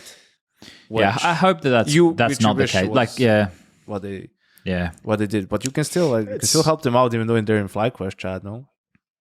Well, that's the thing. Like, so during the major, the August tried to reach out to me, but it was during the major, so I don't want to be entertaining long conversations regarding that stuff. And I got back to Gomez yesterday, I think. But the problem I have is, okay, so here's a peek behind the curtain for everybody fucking playing at home. What they want to use me for is my name and my face, and not what I can offer Counter-Strike wise, right? That's what a lot of these orgs are looking for. Well, not necessarily, but a driver, right? Because the brand of the rest of the players in the team internationally or even nationally is not as big, right? So they can't be used as like what they would essentially do is use me as like the face / the poster to help push regionally, like with activations and all this type of stuff. And as much as that's probably good to line my pockets with a couple of extra dollars and shit, that is the least interesting part of these type of conversations for me. The most interesting part is to try and help an org interested in getting into Counter-Strike, especially regionally, and investing money into where I'm from, Counter-Strike wise, into having something that functions well. Like, that is my interest in this. And I'm not saying that I'm like a fucking messiah and what I'm going to be able to offer. This is why I'm not just like going and jumping into like a coaching role in this. And I want to see how things function, and I want to sit and listen and learn and see if and develop me as a person and all of this, so that if I ever do become that in the future, that I feel that I can contribute well. And that's the bit that, like, I don't know, maybe FlyQuest have interest in me, having impact within the culture of the team, or having impact within the way that they play Counter-Strike, or even having me advise like what I think is right or wrong. I need to follow up and have that conversation. But I have a feeling, and you should never make assumptions, but I have a feeling that it's probably going to be more the former that I was talking about, which is, here's SPUNJ, and he's a commentator for Counter-Strike, and he's from Australia, like and the star fucking donkey at the festival. Yeah, because I just feel like that's so reductive of what I could offer, and like I said, that's not where my it's got to be less interesting for you personally. Yeah, your main driver isn't like making money off of doing more work. Like, it's about being more involved on the CS side of things and helping the team get results, right? Yeah, that's what. Yeah, because I don't like seeing them fucking go to every event and come last either. Your Twitter game is weak as shit. You didn't piss anyone off. Hardly. Yeah, that's true. I need to work on that. But yeah, that's kind of where I jumped off, Jason, from what you were talking about NRG and teams making decisions and that type of stuff. So it's hard. Like, teams from like North America and teams from Australia as well, like those teams that kind of have like the really diminished local scenes, like it takes like a fucking incredible amount of self-discipline to improve in those situations if you don't spend a lot of time in Europe. Like, if you're just over there getting your ass kicked for like a month at a time at a boot camp or at tournaments, you're eventually going to be forced to learn and adapt or make changes. And if you go home and you kick the shit out of all the Australian competition, or go home and you play against weak North American competition, if you still want to grow and excel and catch up to the Europeans, it takes some real fucking self-discipline and like self-criticizing and self-introspection on how your team is playing and how you guys all are as individuals to be able to make that growth happen without the benefit of, getting your shit pushed in every day at a boot camp. Yeah. Like the cycle, I'm all too familiar with the cycle, right? You go over to Europe, you have like a short boot camp. You finally like get up to snuff in the sense that you're not getting caught off guard and punished by every little thing. You get your aim up to the point where it needs to be. You start to build out the playbook a little bit more for what's necessary, and you have a better understanding of the meta, but obviously not a great one, right? Like, not a huge... And then you fly back to Australia, normally because you're so fucking exhausted from the travel, you have a day or two off. Then you get back into some local events, and you're so far ahead of everybody else who are trying to leech and learn off of you because you're the ones with the new information, and you're just trying to hold them at arm's length because you want to keep getting the points and winning the events to then go back overseas and keep doing what you're doing, but you're not really getting an opportunity to add on top of it. And it's so fucking hard, man. Like it's fucked. Chad, And, when are you going to stop Yeah? with the excuses, man? Like you lived in another region. You lived in NA when it was at its peak. That's true. We were pretty good then. Reason, yeah. Like we weren't great, but like we were all right. I was just trying to trigger But that was you because you were no, that's living in a okay. fucking I'm in hotel such a good Vegas mood, and it was Janko. horrible. I'm in such a good mood. Nothing's gonna today. Like I was playing pugs and I wasn't even getting mad. I feel like a new man. Like I was fine. Like we lost 2, we won 2. It's like it's all right. It's all good. You know, I don't like losing. I feel a bit sour about it, but it's like I didn't. Let's just say I wasn't the one losing my cool the most in the games. I was just getting on with it, doing my job, trying to do. I'm fucking. Something's happened. My brain's like reconfigured or something. That's like awesome, man. That's great. You want to hear this? It was all the breakfast we had. You want to hear this? Here's this. 273 days until there are no more fucking partner leagues. 273. Count them out. Write them on a fucking whiteboard. Tattoo it to your face. I don't give a fuck. 273 days. We're out of this shit. We're out of the nonsense. We're fucking out of it, boys. Like, we can see the horizon. I'm frothing at the mouth. I think I might have rabies. Yeah, I'm interested to see how is it going to look. You know, it's going to. Well, Jason's been sent here to give you the official word from Valve, actually, I believe. That's what we discussed in the pre-show, right, Jason? God, yeah, that this is exactly the plan we decided we were going to execute for sure. Yeah. Sorry, So Jason. you guys are just memeing like because I wasn't, you know, like, No, another part of the conversation. It's okay, Jason. One more thing to add to the list, I guess. Sure. Yeah, no, I mean, I think really at this point, all we have are kind of like what we have are just like theories on how everything's shaped up, and theories because of the conversations with the different TOs and obviously with Valve. I guess we can just get into that, I guess. How's that calendar looking, baby? Dude, that calendar's intense as fuck. There's 2 to 3 tournaments in every single month of the year, except for the player break. It's Yeah, crazy. and even back PGL to and pre-pandemic. ESL overlap in a couple of them, right? Yeah, One there's or two. one I think that the event overlaps entirely, and I think like 3 where they kind of just like nudge the tail or starting end of each other's events. And then, I mean, it looked intense between PGL, ESL, and Blast, and then Starladder added 2 events per year as well. And we still even haven't gotten to like the majors yet, or the potential RMRs, you know, whatever might pop up. I don't think we'll have RMRs anymore. Yeah, that's after China Shanghai. major. Yeah. Well, I guess that was one thing that we kind of, again, not from the horse's mouth, but just got a sense of is when eventually, you know, potentially by the end of this year, it feels like the rankings for Valve are at a place where those are, you know, the idea. Chad, stop me if you feel I'm straying off course of the impression that I got. Here we go. How would you know? Because he was there. I was there. We were having this okay. conversation with the devs during the finals. Yeah, should we try and preface this? Should we give it a little bit of a preamble? Let's give it the preamble. Okay. Do you want to do it? Yeah, you go ahead. No, you can do it. Okay, well, I was You're just gonna say- American. You know these guys. Sure. What we're saying is our impressions that we got from the conversation. It's not like definitively from, you know, the word of God from Valve's mouth or from the dev's mouth.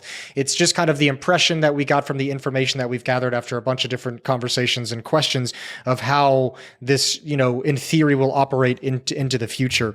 And a lot of it is just like piecing together intersections. So don't take what we say as gospel. It's just kind of like our impression of those conversations. So Jason, the Prophet O'Toole, is not here on behalf of Valve to say this is exactly what they said. I don't want any more articles saying that, you know, Moses said the Valve said this and then, you know, descends into just derogatory attacks on said Valve devs. That always makes me feel bad. Valve are very careful when we talk to them. They more often than not ask questions as opposed to give answers, right? So just want to make that clear for everybody. They're not sitting here telling us how everything is going to function. We don't have any more information about anything than the people who'd have the most information right now, I'd imagine, are the TOs, because I saw every big TO's fucking boss or bosses or, you know, some C-level management or Hours whatever of meetings. having conversations with Valve during this event from Starladder. I imagine PGL because it was there, but I didn't actually see it on the Blast. ESL as well. Yeah, so the TOs are probably a little bit more glued in on everything than we are. But yeah, once we are talking to them, they're more often than not ask questions about how we see things, and they're not just giving us information about this is the way it is, right? So let's just say that. Yeah. Okay. Hold up. Let me. Now we have to be careful of how we talk, so that it does. Yeah. Well, I don't think there'll be RMRs either, Janko. I think that's a fair surmise. And Jason, do you want to return to what you were saying before? Or you were too far off track? No, it's kind of right there into that. Leading into that is the lack of RMRs. Eventually, it felt like the idea with the ranking system and the idea with the open circuit and all these TOs coming back in is that each and every event is going to be is going to lead into that qualification process. That's the whole point of the Valve ranking system, directly affecting the rankings that seed teams into the major and at the moment the RMRs. But once the scene is opened back up, the entire idea is that the incentive will be attending events to qualify. So it basically adds an additional meaning to any event that teams choose to attend. So if you're attending all of these events and you attend, and you get to a point where you feel like you've done enough and you're high enough in the rankings to have qualified, you can choose to take an event off, and you're already qualified for the major, and that's how you make it into. So it's not qualifying. It felt like there's not necessarily going to be a qualification to an RMR. It's just a qualification directly into the major if you're high enough on the rankings. Well, besides the fact that there's no room for RMRs, right? That doesn't help. Yeah, I think I think it's kind of almost obvious and official at this point that there won't be RMRs, because which TO would schedule over an RMR? Yeah, exactly. Right. Yep. Yeah, so, exactly. But I mean, I was asking him directly about like the ranking system and like what levers and what factors go into it. And there's obviously a bunch. And the description that we kind of got was like the ranking system is constantly being tweaked. There's different factors that go into it, like LAN versus online, prize money, teams and level of competition that is at said event. So essentially the argument was mostly like they're not trying to make like like the ranking system like lean towards online or LAN being more valuable from like a moral perspective, or like not moral, but like a perspective of like which one is actually better competition. But they want you to be making decisions of saying, if I go to this event where there's like the top 4 teams here and it's worth $500,000 and it's on LAN, like that's going to give me more points to qualify to the major than if I go to this event, which has 300,000 prize money and doesn't have any top 10 teams. Well, this is where I think like the vernacular that is being used is very important, because like saying to qualify. So this is my understanding, and again, this is not based off of, they didn't tell me this is the case. This is just kind of how I perceive things.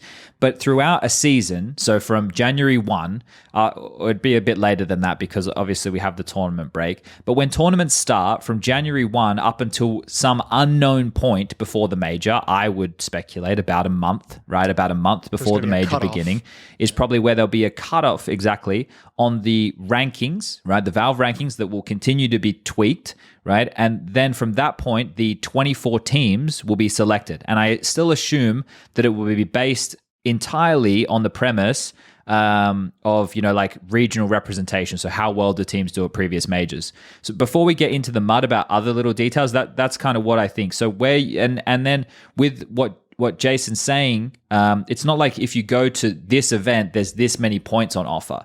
The factors are going to be contributing as they are right now into the rankings of how much does a certain win mean, what type of teams do you beat. So look, if we get to the point where, it's quite tough, right? Because if one team misses out from the major, like from Europe, let's say there's 16 teams, just for argument's sake, and the 17th team misses out, and we're like, oh, well, fuck, why was this event worth more points or whatever? I feel that type of conversation is something that is going to crop up, because there will be a lot of tweaking of how to best formulate these rankings over the next 6 months while we're not in this situation we're discussing now, and then the first year of this functioning. But I like it because if you're able to distance yourself so far ahead of the pack, like what Jason's saying, by attending a couple of events early in the season and posting some good results, like you should now be going to events not just to make up the numbers and compete. You should be going to events to peak, to win, to get a top 4, to make sure that in the conversation you're able to stay high enough in the rankings to then qualify for the major without having to attend every event. And then it circles into some of these things that maybe you see like a Graham Messioso pit talking about, like what are the incentives from some of these TOs going to be? Because I swear we saw from Uli just after this was announced that there'd still be rev share for something like a pro league, but they're not going to be able to just invite any teams. They're going to have to either qualify teams openly, or they're going to have to be able to invite them off of the Valve ranking. At least that's my understanding of how it would function. So the complexion of these events is going to be quite interesting. Yeah, you can't like pay some teams to be there and others no. right? Like if you're going to incentivize teams, it has to be the same for everyone, I think, right? So you could give rev share to teams still and have something like could be placement based and have that as an incentive. And potentially it could be like that, but every team will need to have it, not just the partner teams. Yeah, to some degree, right? Yeah. But the thing is, you can't just as far as I understand, I couldn't just, if I'm doing Pro League, I couldn't just invite NaVi unless they were high enough in the rankings to warrant that invite. Yeah, at least that was the impression I got from that. Was you can say you can't target a specific team as an org, but you can target a specific ranking in the system. Right? Yeah. But I assume you can't just pick like the 50th best team, right? You have to kind of work down the rankings. But this is the thing as well. And this is where the conversation we need to start hearing from TOs or Valve at a certain point. Let's say, because another thing, the calendar is a big conversation, right? So many events, pre-pandemic. Essentially what I'm advocating for is what I've been advocating for years is that teams are going to have to make choices tactically, not only to do with making sure you have enough rank in the ranking to qualify for the major, but also to avoid burnout and all those things. And if you're a lower ranked team, then tough titties, motherfucker, you're going to have to play more Counter-Strike. You're not one of the best teams in the world. You're going to have to play more. Exactly. But the thing that we need to get answers from at some point is, let's say it's a 16-team event, a 16-team standalone event. How many teams are allowed to be invited and how many teams must be qualification, right? If it's 50-50, if it's 50% of the teams can be invited off of the world rankings and 50% of the teams need to qualify through open qualifiers, okay, I can get behind that. But then we get into the weeds of, well, how much regional representation does there need to be? Do there need to be spots at these type of events for all the different regions? Like, then how do we justify that? It gets complex the lower you go. Yeah, exactly. And then for before the major, I think the cutoff of before being a month is fine because Valve are the ones fronting the fucking bill as far as travel and accommodation is concerned. So for them to book a month out is not so bad. But to ask some of these TOs to book only a month out, is that a reasonable expectation? That's a question. No, but it's tough. I mean, yeah, I don't know. I don't fucking know, man. I mean, a lot of these TOs are booking a month in advance anyways. So I think a problem is also, the problem is with what you said, Chad, and like the events, that they're going to matter more and stuff. Well, that's bad for our boys from Complexity because you can't be taking plays off, I think, the only thing you can do is internally in your team, you can say, hey, like we need to perform at every event, but it's understandable that we are still not where we want to be. So, don't get disheartened by the result, let's say, at this event, right? But in reality, you can't be completely being like, no one cares about this event, right? Like, it's just Pro League. We play a lot of games. Like, it's not super prestigious, so we can, even though we're attending, if we bomb out, it's not a big deal. No, it is a big deal. Like, and I think it's a good thing because what it should lead to is teams raising their floors, which we love. It's because that's what improves the overall quality of Counter-Strike. Right, like, yeah. Chad brought this up too when we were in the booth. I mean, it's just like it's a good thing from our perspective too, because it's like, how many times did we go to an event and we'd be like, this event really doesn't matter to this fucking team. They just made like a roster change. They just, whatever XYZ is going on within the team, and this event is like they're just kind of showing up for because they have to. They're contractually obligated, but it's not an event they're aiming to win. And this kind of takes that factor. Like, every event is one that you have to go to try and win and place as high as humanly possible, because it all feeds into the ranking. Like, you no longer get that feeling of within like a circuit of partner teams, like, this isn't one that they're meant to really win. Like, it all fucking matters now. It all has that consequence to it that we didn't have in the past. And then that overall helps out the general big picture narrative of Counter-Strike remarkably, because it's no longer just like the ESL Pro Tour, which is essentially what this is on the grand scale, right? Like, every one of these events in the lead up is a conversation point, and then each event in itself is its own micro conversation. It's fucking great. We used to have this conversation in early episodes of like, there's no way to, the only people who can create like a global connected circuit in Counter-Strike is Valve. And this is essentially, it feels, them doing that. They have now created... Shout out to people listening to those episodes. To those early episodes. This is now like a connected circuit connected with competing TOs that feeds into one large circuit to qualify for the major. And they have just taken all of these competitive entities and connected them in a way that allows us to actually speak of the Counter-Strike scene as one actual circuit, which we've never been able to do before, which is fucking sick. there's going to be pitfalls, right? But one of the things which I see getting touted immediately is, oh, fuck, the players are going to be so burnt out. If you're from a team that is like a lower ranked team and you're being able to get into these events through open qualification, or you're able to get there, I don't know, because you're smaller regionally and your region gets the invite and you're the ones to get that, then yeah, you probably will be playing a shitload of tournaments. But that's the nature of the beast, right?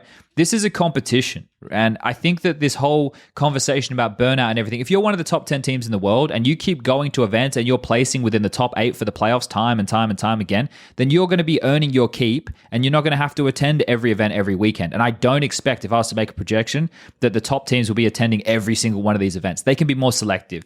Which TO gives us single rooms? Which TO has, looks after us better? Which is in a better location? Which one has more prize money? They're going to be able to make those type of decisions, which then opens the door for other teams to go into some of these events. And then it will scale, right? Because if you go to an event where there's only like 2 out of the top 10 teams in the world, and I'm like just outside the top 20, and I beat one of these 2 top 10 teams in the world, okay, well, it's going to look good for me because of like the jump, but I don't have to beat teams 1, 4, and 6. So in terms of ranking points, it's not going to do anything crazy for me, but it's going to elevate me enough. And maybe that enough, ekes you into that magic line. So there's going to be people can run. I'm pretty sure that the fucking geekazoids out there, if they really want, can run, what's it called? Simulations. Yeah, because the data is available of how they do like the rankings and this stuff. Yeah, the ranking source code is all publicly available. It's above my head. Like I wish that I was smart enough to understand it. No, I don't. Because if I wish, then I would learn. It's just that's for the nerds, and I love you nerds out there who love that shit. I'm fucking all for you. You guys do fucking God's work. Keep doing what you're doing. I don't have the type of brain for that type of stuff. But this is my most exciting part. I am so fucking jazzed for this. And it's not from like the angle of, oh yeah, of course you are. You're going to get to work more events. It's like, mate, I think I work still a lot of right now. And if I worked more, the older I get, I'm going to put myself in an early fucking grave just from stress and travel and shit. So like, I look at it and I go, we're back at pre the vid. And we're in a position where I think it's going to be healthy for the scene. It's going to push TOs to then up their game in all regards, not just for players, but broadcast. Who's going to be the most interesting? How are you going to get more eyeballs? It's going to push teams, right, against one another. And there'll be strategy. Janko, imagine we're sitting there having a conversation about these guys fucking dodged this event because they knew Vitality were going to be there and they knew they couldn't fucking beat Vitality. So they went off to this event, which overlaps on the weekend because fucking NaVi were there and they know they can beat NaVi. Like, that's a sick conversation. That's fucking sick. Like when that, come on, dude, let's go. So 275 days, baby. This is what Chad sounds like when he's turned on. 273 days. Yeah, 273. Yeah, not 75. What else do we chat about with the?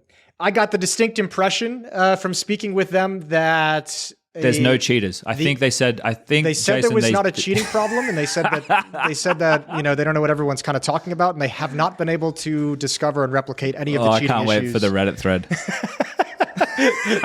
No, but I got the distinct impression. Yeah. Okay. The anti-cheat is their number one priority at the moment. That's also the impression that I got. And I can't go deeper than that because they can't go deeper than that because it's anti-cheat and it's extremely secretive. But the anti-cheat is obviously a very high priority for them. I also got the impression John McDonald is a real person. He wasn't there, but I got the impression I had to ask, I had to check. Is John McDonald a real person? And I got the impression he is a real person. He is a real person. In terms of some of the things, like they updated the crouch bug thing yesterday. Right. Yeah, so that's good. Still some issues that they have to fix. Here's another thing where I don't have any more details to, but they are working on maps. There are people working on new maps for Counter-Strike. Some of them may or may not have a train in them. Wow. Yeah. The thing is, well, no, okay. Well, Jason is actually saying that, and he's legit. Like I asked them specifically about train, and they go, "Well, we have maps being worked on, and one of them I think has a train on it."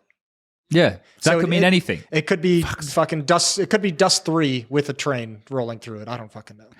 The thing is, the people need to understand when we talk with Valve, like I said at the start of this conversation, they are asking more questions than giving answers, right? If you give an opinion on something, right, or you're asking a question, you're trying to get some information out of them. They want to understand the whole entire point and purpose and where you're standing of your question before they're even going to give you an answer. And then what they try and do is they try and lead you towards the answer without giving you the answer. So you're playing this fucking game, and it's hard. It is hard. You're on your toes. You're on your toes at all times. Now, one thing that I did address was the Molly smoke scenario, and they drew me a diagram. And I've tried to replicate that diagram. Janko, are you on Steam? Yes. Let me send you this on Steam. Put it in the Jason, group chat you're in not, Discord. In the group chat? Yeah, go to the recording channel and hit open chat. If I go in there on this computer, then my mic's going to stop working. Okay. Don't do it. Just send it to me on Steam, and then I'll send it to Jason. Jason's not on Steam. I'm signed into a different PC right now. I'm on Jane's Steam. Okay. There's the diagram, Janko. Okay. So can you see it? Do you like it first? I worked hard on this. Yes, it's impressive artwork. Thank you. So just to run you through it, Jason, tell me when you're looking at said diagram. 1 second. Because this is obviously very important. Now, I made a tweet about this, and I think some of the pros have also brought this up as an issue in the past. But it's essentially the way that the smoke and the Molotov function. And I brought this up as a conversation with them. And this is not like, how do I word this? Here we go. I got the impression that this is the way it is. It's not necessarily an intended mechanic. It's just the current mechanic. Okay, there we go. I think I did a good job there. I'm on Steam. I hate having... Oh, okay. I sent it to you on... I sent it in the group chat. I really don't like having to think so much before I speak. Okay, go ahead. Okay, so again, this is just the way it is. It's not necessarily an intended mechanic. It's just the current mechanic, okay? And I would encourage any players of any variety, professional or not, to use this to their advantage wherever possible. So let's use the ancient A execute as the best one. So the CT smoke and then the molly behind the default box. As we can see in this lovely diagram, you can see the molly burning on the floor and the visibility from the player coming out of the smoke. Now, because of the dynamicism, anyway, how dynamic the fucking smokes are, there will be a point where you're exiting the smoke where your tallest point, being your head, will be out of the smoke. So you'll have visibility. However, the rest of your body / feet will be shrouded in said smoke. So from a visibility standpoint, you might look like you're on fire because you can look around and see flames, but in more of a reality, and I still need to test this, you're likely in the smoke, so of course you're not on fire. Now, yes? No. I'm taking questions. I'm getting the sense that this is coming to a point where this isn't really considered a bug. This is just the physics of the way the smoke works. Precisely. So something would have to change. So for me, the reason that I take issue with this is because one of the strongest combinations of utility possible within the game is a smoke to deny vision and a Molotov in front of said smoke so that it cannot be pushed. If you are to brave through the smoke because you're crazy, you will now be on fire. So we're essentially doubling down with the utility usage. Now, with the mechanic operating in the way it does, that subverts said expectation. So thus, you're seeing players use this type of a gimmick in certain scenarios on the map to find picks and subvert said expectation against one another. In my mind, if you are in the smoke, right, and there's a molly in front of you, you should either not have visibility or you should be on fire. But with the diagram that I've presented, it's very understandable as to why you are not on fire and you have visibility. Now, there would have to be changes to the way that functions, the smoke and or the Molotov, for that to change. And that is where I guess this is why I would implore players to use it wherever possible and to exploit said expectation that we've previously had, because I don't imagine it's going anywhere anytime soon. So I can add on to it from this point if you'll allow me, Chad. Sure. I had a I feel little, like we're giving a testimony. I had like a little, yeah, we are. I had a little bit of a eavesdrop situation walking through the jungle in the hotel lobby when Valve was talking to. Dear. I know it wasn't on purpose. I had just gotten a coffee and a sandwich in the morning and was just walking through. And Valve was sat there talking to some of the teams. There were like representatives from like 6 or 7 different teams sat around a table with them. And as I We're walked never by, getting invited to the office again. I just overheard this part where I don't even know what they were talking about, but I'm assuming the teams were talking about like some kind of a complaint of something within the game, and the devs were responding and basically saying, we need to see like extreme proof that there is nothing that can be done to counter this, that we need to see extreme proof that this is a broken feature of the game. You know, like they want the teams and the players to try every conceivable trick, outcome, utility, anything that's within the realm of Counter-Strike to be able to show that this kind of a play cannot be countered. It might not be directly related to this smoke Molotov thing that you're talking about with this diagram. But the Valve devs are just basically like, we have created this universe, and until you show us that nothing can be done within this universe to counter this and that it is way too strong, then we'll start addressing it as like a gameplay situation. Your Honor, and that's you right now, Janko. I would just like to add to Jason's statement there and say that is the impression that he got from the information that he may or may not have received. That is merely his overruled, accidentally overheard. That is merely his impression and not. Yeah. All right. Just so we're treading carefully. Yep. I just want to make sure we're still treading carefully. So yeah, that was one of the things which I discussed with them. I'll add that diagram to the podcast as well. So if you guys were a little bit lost listening in, you go back to the little YouTube or Spotify video, and that diagram will be there during the entire section of the conversation. Yeah, this will help you tons. It actually will, I think. It's a beautiful diagram. It's a great diagram. It will explain the situation. It will just be, it will be in line with this podcast, actually. Yeah. It will absolutely Is the be production like, value level. one podcast is like that horse, you know, like that, like, or is it a centaur that's like half, you know, drawn really well? We're the half that's not drawn really well. But the content of our words is the really well drawn half, right? Just everything else. We got the new graphics now. They are really good. They are really sick. I just haven't done any episodes, so you can post them. Or actually, the ones that you've done were live, so you know. We even have an intro song now that I haven't even included. Holy shit! Yeah, that's sick. Actually, I fucking love that. I have the intro song. I'm gonna try Talking Counter exclusive. Who made it? Talking Counter exclusive about Talking Counter. Not of the Valve dev shit. You could hear that anywhere, but one of my buddies from school, from growing up, one of my best friends is a musician, and I pestered him to create a little jingle. Oh, well, that's nice. That you have friends. Where who come does he through. play? I Led pestered Harry. Yeah, he based it off of we both listened to it. We both been to a ton of Queens of the Stone Age concerts, so he based it off Queens of the Stone Age music. So it's like rock, you know. It's like a that's nice. Yeah, it's cool. Okay, I'm excited to hear that. I put it in the WhatsApp. Did you not listen to it? I put it in there like 2 weeks ago. No, I didn't listen. No, that was before his brain refragmented or whatever. I've been healing. Yeah, that's fair. Yeah. What else are we talking about? I tried to help them fix Inferno. Oh, did you now? A little bit. What advice did you give them, Jason? Well, I think my main issue with Inferno, I know other people are different. I know, Chad, I think you're more on like the claustrophobia side of Inferno is the bigger issue. Make it wider, baby. I'm more on the allow retakes side of things, where I'm like, can we make some of these bomb sites a little bit more accessible to retakes? And to in the fashion of what we're talking about with Valve, I was like, you know, you just can't retake any bomb sites. Like, have you guys even looked at like trying to like kind of change things to maybe open things up? And then the response was, well, what makes it difficult to retake on Inferno? So then you have to go down that whole deep dive. But yeah, talking through a couple of ideas on how to maybe make it easier to like retake the A bomb site and the B bomb site and all that jazz. But I think I disagree with you on that. I think the sites are not difficult to because if a site is, mate, they're the 2 hardest bomb sites in Counter-Strike to retake. So I think the problem is lack of utility for the retake because of map control and response time, or just not using it properly. The problem is like if you need to fully commit to playing like retake on B to be able to retake it.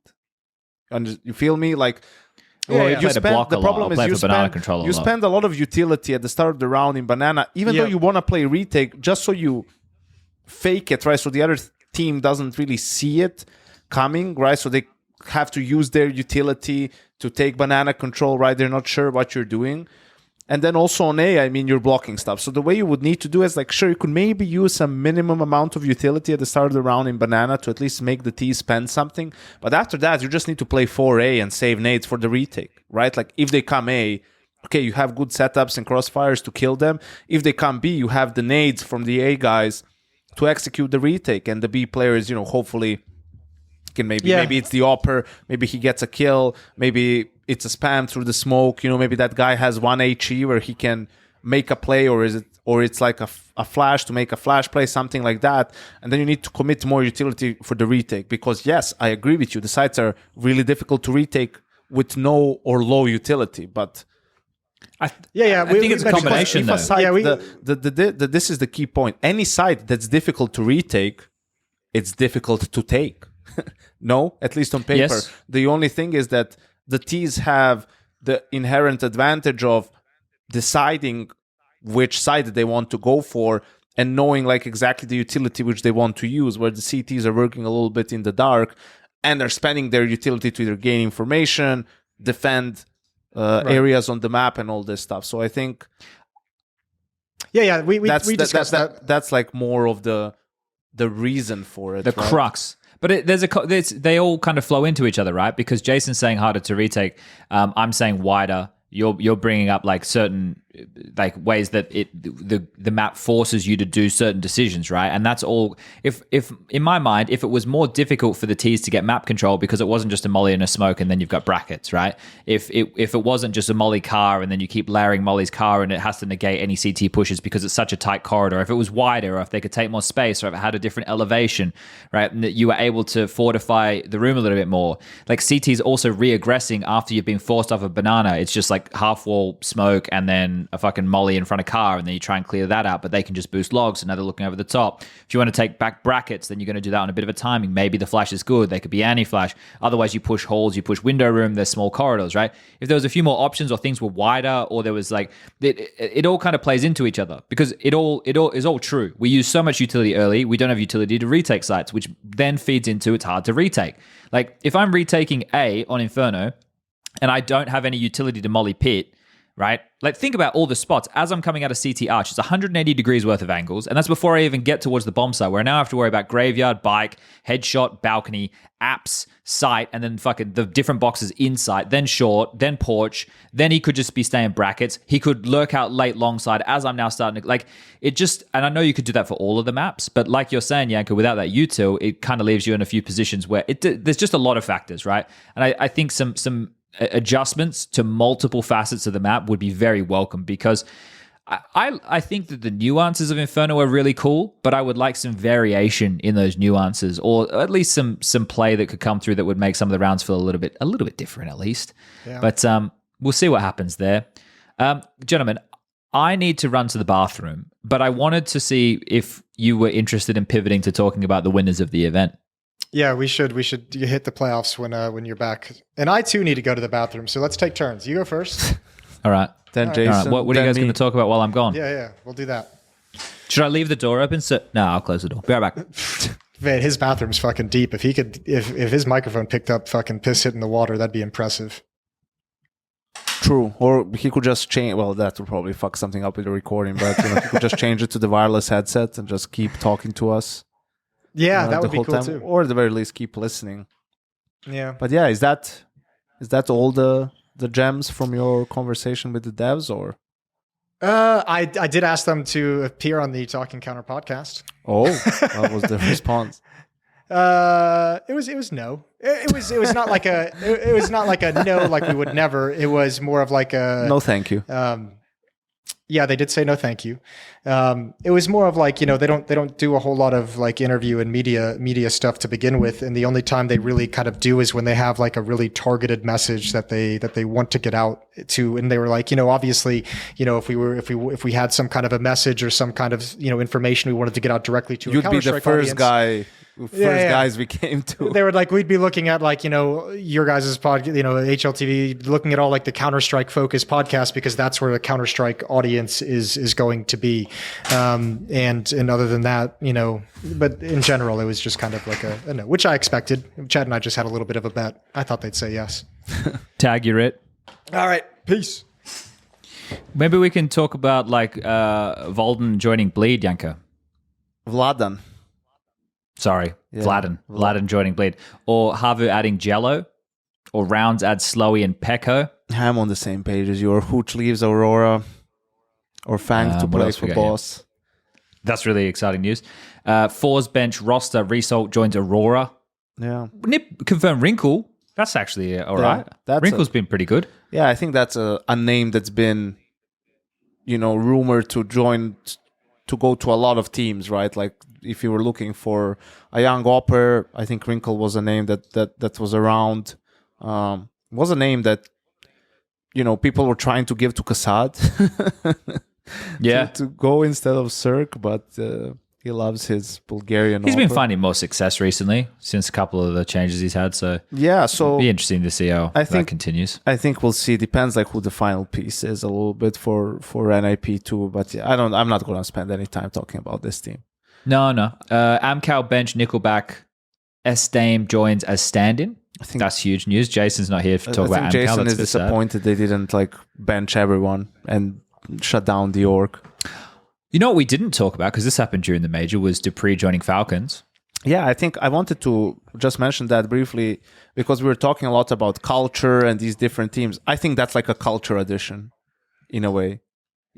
I think... Well, how do you think they function without like stars though? I think Lars and Zonic are just like, hey, let's add a guy that we know that's a great teammate, that's a great piece. Perhaps they might be feeling that he has a little bit of something left in the tank and like just creating a good atmosphere and a culture in the team, right? And I don't know for how long like this is supposed to be the roster, if Magisk or Dupreeh or Madden, like who can potentially surprise a little bit in this roster in a positive way and carry the logs and carry the boats, Chad, because now it's Madden needs to step up, I guess. Now it's a super experienced roster. Like you have 5 guys who have all played a lot of Tier 1 Counter-Strike.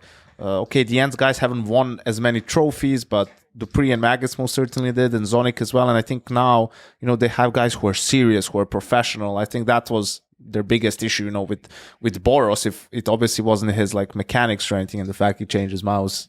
Is this the Dupreeh to Falcons conversation? Yeah, no. Yeah, that's where we were picking. I think that's what they wanted. They went for something they know, right? Like for a known entity, a known quantity. Yeah, exactly. Yep. And we'll see. Because the one thing that you can say is a problem for this team potentially on paper is firepower. Outside of that, can you say that they don't have experience? No. Can you say that they will play bad Counter-Strike? No. Will they be bad at situational Counter-Strike? No. Right? It's only can they shoot? And also, and they can shoot. And this is also one of the, like, how many pure aim duels are you going to be? Like a little bit is like if you can get on a high level with team play and just believe like that believe in your game and the system and whatnot, right? Like that will give players a little bit more confidence as well. Yeah. All right, your turn. Yeah. If you need to go. You run to the bathroom, Janko. I'm fine. Okay. Oh, yeah? What a tank. I'm a man. I can hold it in. Wow, okay. As the older I get, the harder that becomes. So normally I used to be able to sit like on 9-hour flights and not take a slash. Now I'm fucked. As the youngest of the group, I'll take one for the team. It's unhealthy. Yeah, just I spoke about this briefly on the live HLTV confirmed episode, but the Boros stuff, I think it got blown completely out of proportion because people, first of all, aren't used to a team environment. From the people watching, it was also probably not the best idea from Falcons to release like just that type of a snippet, because it does look like dogpiling, which from I have a bit more context. But there's definitely a lot more issues with Boros within that team than him merely changing his mouse. Yeah. There's a lot more issues that he brought to the team and impacting the culture, if we return to that again of the team. And I'm not here to like dunk on the kid and try and go after him or anything, but I just don't want people to think that the fucking guys over there at the team are just, out to get him. I don't know if he was necessarily given the best of opportunities. I think the fact that he even had an opportunity was a surprise to me. Holding on to him, I always, was like, oh, really? Are they going to do this? If they're building a super team, they build the super team, right? Or use your money, let's spend it. But we knew that he had issues in Monty, right? That was definitely publicized. That was definitely discussed. And it feels like a few of those issues as well crept over into his time on this roster. And it's not just about changing mouse. There was, he one of the things that would irk me is the tardiness, right? Like not being in places on time, oversleeping, being late. Those things are not acceptable in Counter-Strike in modern day. Maybe back 10 years ago, maybe when it was a different kettle of fish, but these days it's not okay with the amount of money that's going on. So yeah, that I think the reaction from the community, obviously it gets blown up in the day, and then a couple of days later, the more reasonable people are actually the ones discussing it. But it's just the way it works, isn't it? I think the problem is that's something that happens in teams where you let it out and all of that stuff. But it shouldn't be in a video, right? Like it shouldn't be something that you publish to the world, right? They should never have taken it back, though. They should never have edited it. Once it was out, just fucking leave it. Like, once you made that, you're right, Janko. It shouldn't have happened. But once it's out, just fucking leave it, mate. Like you've already shown it. Just keep it out there. Like by taking it away, it makes it look like you fucked up in the first place, right? Like you just keep it out there. Stick to your fucking guns. Don't back down from that type of shit, regardless of the response. All right, the major NaVi? playoffs. You want to just go to NaVi? Yeah. I think we do. Why not? Like they're the winners of the tournament because I think at this point we've been going for 2.5 hours. I'm gonna project that our biggest conversation points from this point forward are going to likely be mainly about NaVi, maybe a little bit of a sprinkle about EF, and then a large chunk talking about G2. That's what I envisioned. We might have a couple more conversation points, but I think those, Jason, you can take the notes right now. But for NaVi, I think a team to win the major, and this is apparently the first time ever, with less than 50% of rounds won, and a player in star rifler positions who has pretty average to bad stats is fucking insane. Like what a run! Like I cannot believe that this team, right, with JL getting the MVP of the event, wonderful. Obviously, we've been on. At least I've been high on Wonderful for a while. I think this kid's fucking sick. And I think it increases Alexi's stock. If anybody had any questions about him, hugely. Like what a dude. The fact they win the major is insane. Dude, let's just listen to this from the grand finals as well. Because I'm with you the whole way. I agree with everything you just said. This is from the grand finals of just FaZe versus NaVi. FaZe had the higher round win percent at 52%. These are the two teams in the finals, and then higher multi kills, better 4v5%, better traded kills percentage, higher ADR, and higher assists as well, and higher ratings and higher kill death differential than NaVi going into those fights. Like that's fucking mental. And that was also after playing Spirit and Vitality in the quarters and the semis. It's so fucking nuts. It's wild, but it's a great story, NaVi, in a sense of that you write your own fucking script, Yeah. Like whatever you have that ability, you have that power. There's always going to be a lot of noise. That's just the nature of the business. There's always going to be fans commenting, us commenting, other players, other people, right? Like there's going to be this image created about your team, but only the 6 of you, 7, 8 of you that are on the team, like know exactly what's going on with your team and what you're capable of, and do your results match your potential and the level that you could play at, and what's going on and what are the reasons for not having better results and all of that stuff. So I think it's incredible to see, with them only beating Pain in a best of 3 to make the playoffs, right? But also losing to Cloud9 and Spirit, who are two teams that also made the playoffs, two very strong teams, right? And then getting into the playoffs and just sort of like improving with each game, like playing better with each series, grinding out a close, taking care of business against Eternal Fire, 2-0, playing a super solid game, then beating G2 2-1, right, where you have to play 2 close maps and losing your map pick, which is also not an easy thing, and then going up against FaZe, right, the final boss, really, with so many experienced players and big names, and they just took down Spirit and Vitality. And again, you start off good and you get again crushed on your own map pick, and to bounce back on the decider. I think it's super impressive also for these individuals, right? Wonderful has been really good, and JL, he's the MVP for a reason. I mean, in each of these series in the playoffs, he's had a couple of super high impact rounds, right? That really turned the tide of a map, or just meant a huge amount for NaVi in a tournament where Ima is pretty much missing, where Alexi was until the final ended the lowest rated player of the tournament, right? Bit was average, and then he shows up in the final and is like the best player for NaVi in the final. One map in the whole tournament where he like popped off and did like his like fucking Bit style gameplay, and it just happened to be the third map in the grand final. Yeah, the one that matters the most, huh? Exactly, right? So you're like, what the fuck? They just peaked at the correct moment. I think that's what we saw, right? I think we saw NaVi, probably on their A game in the final, and they bullied FaZe to an extent. Like they were just out aiming them. They were in their face. They were aggressive, and the FaZe players just didn't have an answer. They couldn't really respond to that. Yeah, I think just one last thing. Yeah. Also, like another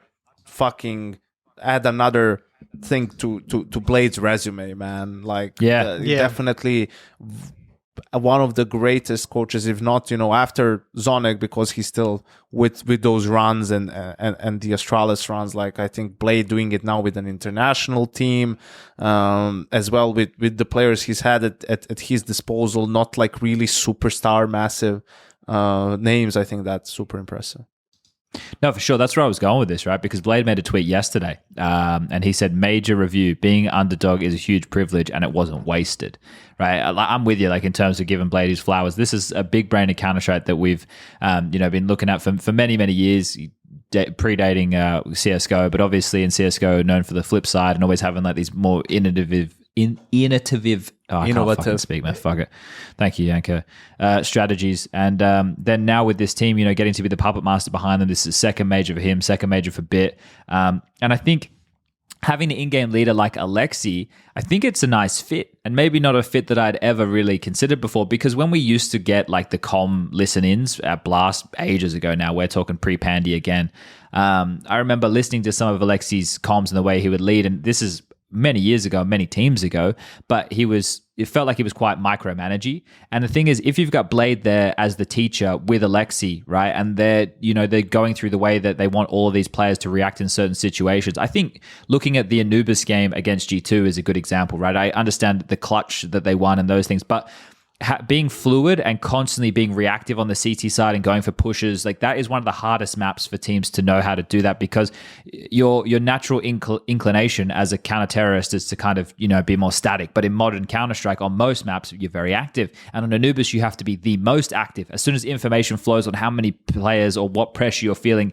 you need to be going for a play and taking some space and finding a fight. And on that map, they worked quite cohesively. And I think it was really good to see. And I think like the Alexi Blade combo, is a nice one. Maybe that they have maybe I don't want to say like a similar view of the game, but maybe a similar approach of how they use the pieces, right? Like, or how they at least want to use the pieces in Counter-Strike. So, I look, I don't want to say like, no, I think I was sleeping on NaVi, and I'm only going to celebrate them in the context of this victory. Maybe we can talk bigger picture a little bit later, but you win the event, like that's what we're talking about. You win the major, you're bang on, Janko, like peaking at the right time, playing the Counter-Strike you need to play in the moment to win. That's all that matters in a major run. And they did that. And they did that against what felt like it was against pretty high odds of the teams that they were playing, or not having players playing to their highest capabilities, but doing so as a roster, as a 5-man group. And I think the story for them, as far as I'm concerned, is team-based Counter-Strike prevailing at the end of the day.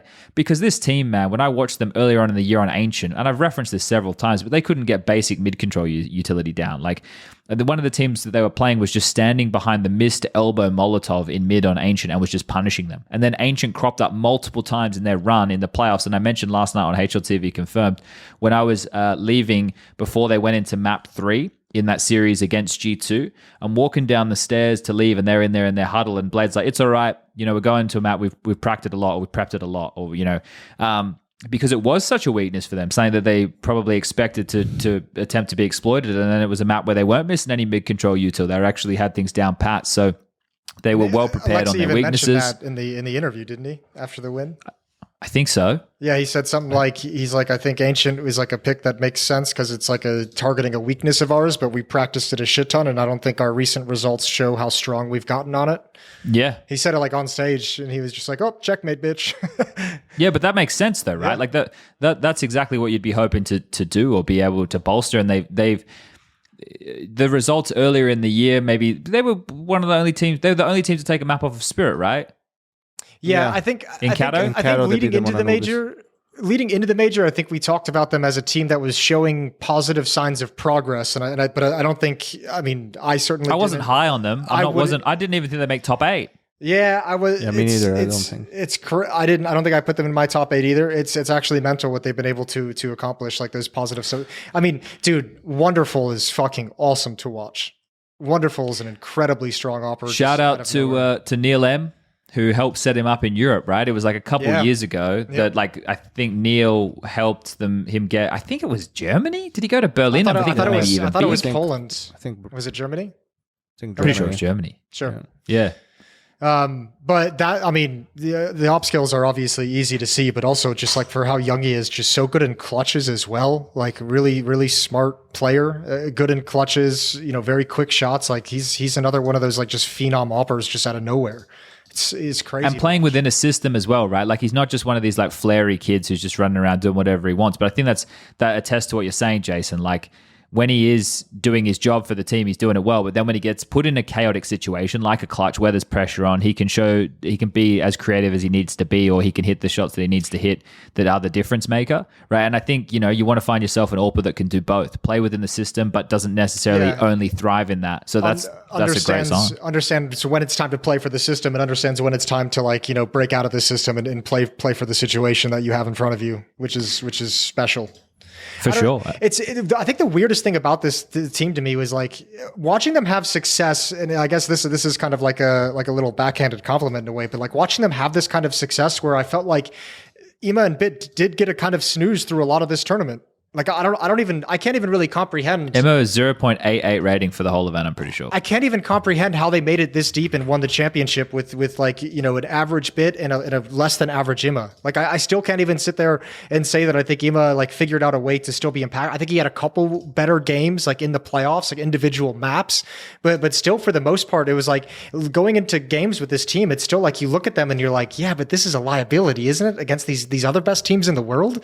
Like feels like it shouldn't make sense. Yeah. It still feels like it doesn't, which is like, I guess all the more credit to them.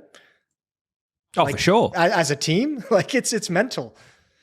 No, for sure. I think that's them. That again, that really, that's why I say it for Alexi stocks, it's fucking huge because you're winning by playing team Counter-Strike. You're outmaneuvering your opponent. You're making the right decisions.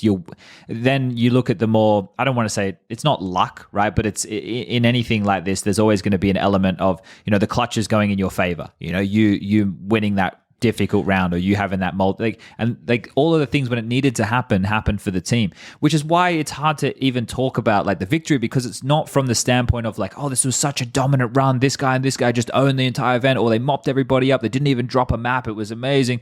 They played good team Counter-Strike, and like we can talk about JL, and I think Janko, you summarized it well, like his impactful rounds that changed the tide of games, and him as a big personality. I quite liked what JL offered the scene in terms of the personality side, but then I was watching him before he played the G2 game, and for a lot of it, he was just kind of, while he was setting up, talking to Wonderful and just kind of like staring out and towards the crowd and like soaking in the moment. He seems like this type of guy who's got his head on the shoulders, and he's like, he was able to collect himself after a big moment and not just go nuts. After that G2 round with the Deagle on and Ancient, he celebrated, then he looked out to the crowd, he took a breath, and he's like, well, okay, let's fucking go. And then he was on fire since then. So shout out to him for MVP of the fucking major. Crazy, man. This got retweeted after they won it. I didn't see it initially. I think it was on HLTV confirmed with you guys, I'm assuming, where he said essentially at one point he's going to quit and be a delivery driver. And then I saw that, and then I ran into him at the lobby when I was checking out at like 4 o'clock in the morning, and he was with his girlfriend about to go on vacation. And I was like, I just saw this clip on Twitter like an hour ago. Like, what's up? And he's like, yeah, I still, kind of in some of my breaks, just like feel like going and being a delivery driver, because it's just like he's like, it's meditative. I just get to like kind of do my own thing, and I'm just there by myself making deliveries, and it's cool. And I'm just like, what the fuck, bro? He's not corrupted like the rest of us just yet. Stranding. Hey, that was a good game. I enjoyed that game. Yeah, and I think also, just to finish on the NaVi story and giving props to Alexi and everything and Blade, I think they both deserve props. I didn't think this team was going to last more than 6 months, because also the initial interviews from the camps were Alexi and Blade are not on the same page. Alexi's getting adjusted to what Blade wants, but he still wants to do some of his things. The players, obviously, it wasn't showing a lot of promise. Even when Simple was there, like the atmosphere was scuffed, all of that stuff. And I thought that was like NaVi, completely whiffed with this one. But slowly but surely, Wonderful comes in, Simple takes a break. Okay, that improves the atmosphere. The results are still not really there. Slowly they start winning some good games. They beat G2 every time they meet, pretty much, but they can't really break into the playoffs, but you're seeing some good signs. They didn't make the playoffs because they fucking collapsed against Falcons on Ancient, right? Like the Ancient was the problem. It was like that particular map in that series. Otherwise they would have been in Katowice playoffs, and they would have played Ends, which they could have beaten, and perhaps they would have made top 4 in Kato, right? Like, so yeah, I think for them to really persevere and kind of figure it all out, at least that's how it seems. I don't think NaVi is going to go on some wild streak, but I think we might be seeing a little bit better results on a consistent basis for them, like a couple of more playoffs. And then obviously now, because they've done it at the major, they can just sort of have that same attitude coming into another tournament playoff, right? And sort of say, hey, we did it at the biggest stage. Let's just go fucking get it. And the rest of the season isn't crazy either in terms of big stake events. Like it's these events which are a little bit on the smaller side until Cologne, right? Yeah, that's fair. I think one of the coolest things about this team that I saw like through the elimination stage is watching Bit, who, as I just mentioned, couldn't speak English at all. I mentioned this on the desk a couple times, but when they would take timeouts during the elimination stage, our desk was like right in front of them, and Bit was like speaking in English, but not just speaking in English, but like calling plays. No, but calling plays. Like he was out there like full blown, like organizing the next round for the team. Like, I'm going to do this. I need this flashbang from you. And for someone who's been taking English lessons, and even Simple just saying like only God can help him in that regard. Like that was really fucking cool seeing like him step up in that way. Cause I've never been able to really. Next step is not having to take a timeout for it. You call it on the fly. A day at a time. There's just no pleasing some people, is there? Like Blade's Instagram has got to be one of the coolest Instagrams in all of Counter-Strike, right? Only posting 7 trophies pictures, after all wins. trophies. Yeah, that's fucking cool. Yep. And Wonderful came home and did his victory lap. I'm pretty sure, like, when players come home after an event and the first thing they do is stream, it's like, after they win the Super Bowl or whatever, Janko, and they have that big parade and all the fans are there, or what? That's Counter-Strike's version. The player comes home and he streams. Like, he just fucking gets straight back on it. He's out. No, he was playing fucking FACEIT. He was playing like I just saw the FPL clip on Reddit yesterday. that was him playing against bots, just warming up. Oh yeah, we're talking about Alexi. Yeah. But just that's the equivalent of the victory lap, I would say, from winning a major. We've had a couple pros who like to do that one. So did you see the clip of Ema landing in Romania? That was cool. Yeah, that's got to be a really fucking cool feeling. We know there's a lot of Counter-Strike players from Romania, right? And I know that there's a lot of Counter-Strike players in Romania who still play 1.6, because Justin's been getting these 1.6 IPs, and we always join them, and they're always fucking Romanian servers, and they just fucking chock a block full of players. Sweet. But that's going to be a nice feeling. I wonder, Chad, if maybe, Taz also went and bought a 6-year sub for or 6 months sub for Wonderful Stream as well, just to help him out a little bit more. When he already did with the fucking veto. I was sat on the desk after I got done with the desk segment after that veto. I was like, I wonder if Janko's going to be pissed that I didn't mention not picking Inferno a little bit more. No, so here's the deal, right? First of all, I need to preface what I was doing on Saturday, right? Like on Saturday. First of all, fuck all y'all. It was one of my best friends' birthday, right? So we went out an hour away from the city. He has like a house in the countryside. We were like barbecuing, having some drinks, right? That's why I didn't watch the sounds peaceful. The other semifinal, right? Like it was cool, and then we had to get back into the city because I wanted to, in theory, watch the game, and I also thought about coming on Maui stream again for the G2 game, but I realized I had, too much. Wait, they're allowing that on streams now, Janko? What? Oh, I was making a dirty joke. It's all right. Sorry. Okay. It was a layup. Yeah, I get you. And yeah, I realized I probably had too much to drink for that. Like I was going to say something. I couldn't like hold it in a G2 game, right? So I wanted to avoid that, and we were just hanging out at my place. We played we played Catan, and like I even stopped drinking at that point, and the game was going on in the background, but I wasn't super focused on it. I was like keeping up with the score and all this stuff. And then at the start, I see the veto, and that's when I made the tweet. It's like, what the fuck?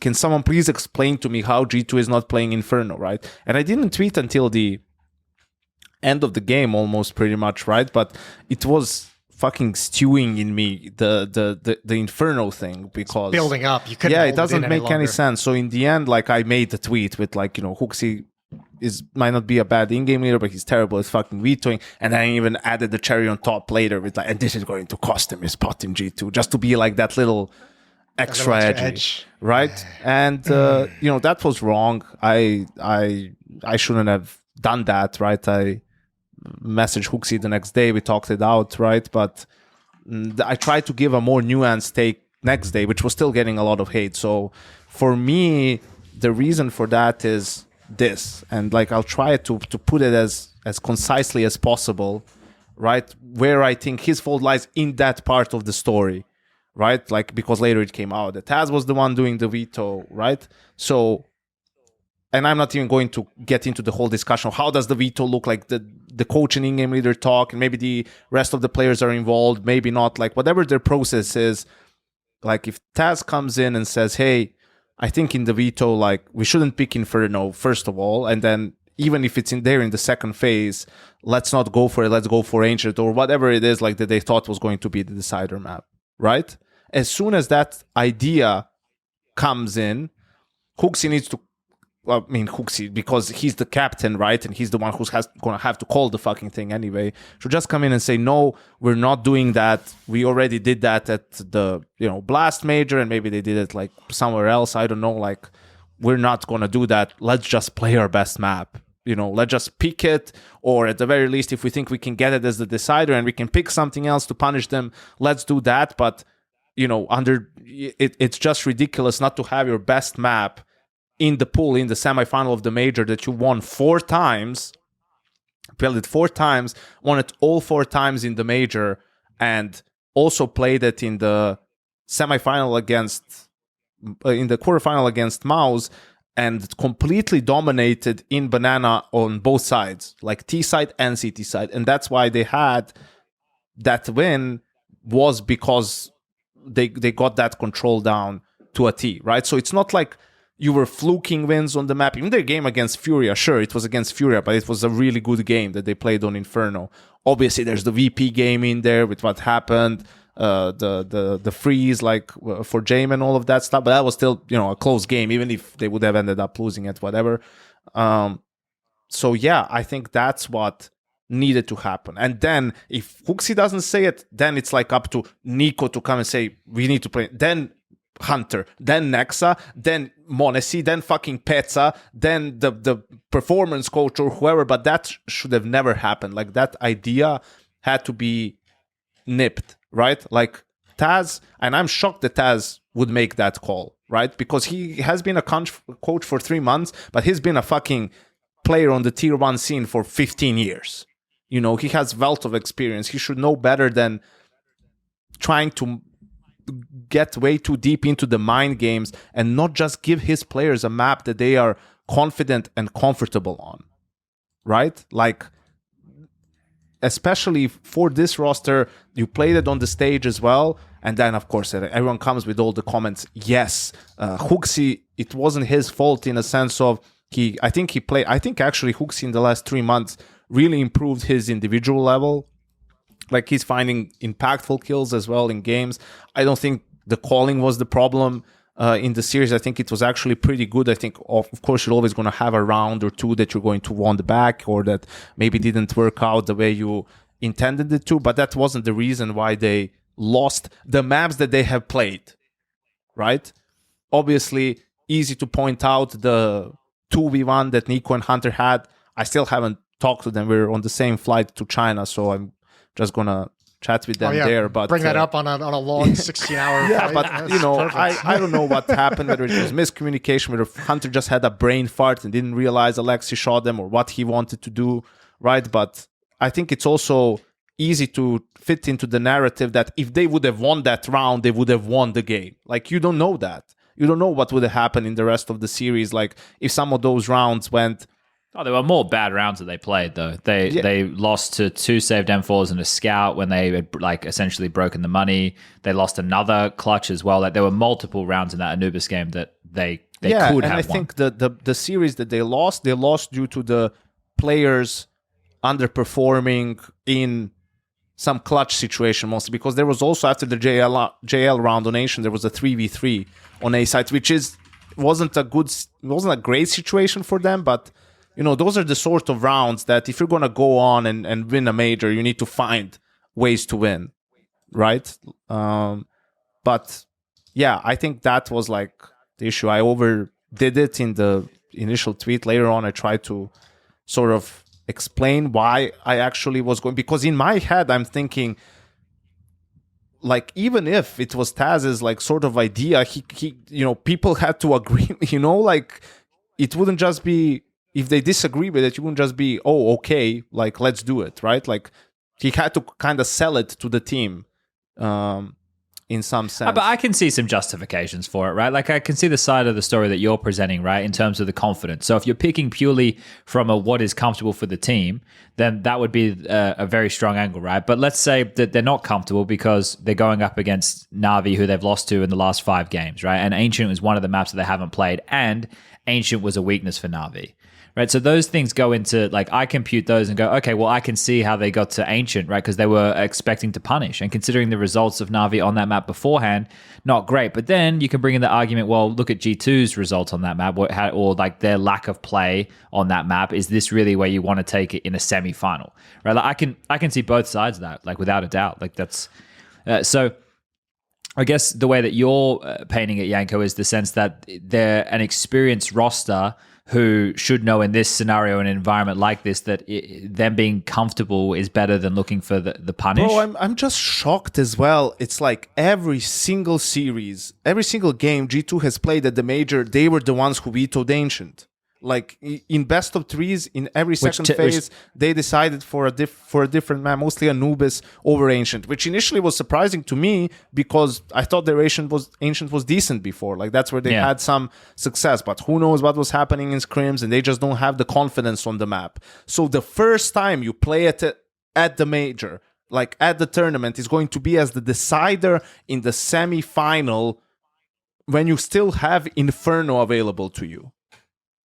Like, I think what people neglect is they were looking more for the punish veto theory and vetoes in the playoffs of a tournament, especially of a major, are different than the vetoes in a group stage at any tournament, even at a major. Like, if they play in I wouldn't agree with not playing Inferno, whichever fucking universe they were in, right? But if you were maybe doing it in like some of the games in the, you're 2-0 and you're doing it or something like that, okay, maybe like in that sense, but it's stressful, like, for the players. Like, people will say, oh, you need to be professional, and like, no, you just don't know. Like, you're playing it for the first time, and sure, you had some new things, and Are the players going to remember it? Like, how is it going to go? How is your cohesion going to be on the map? Like, you're going to be doing some things for the first time. They might not be as good as you think they are, right? All this stuff. Like, if it were between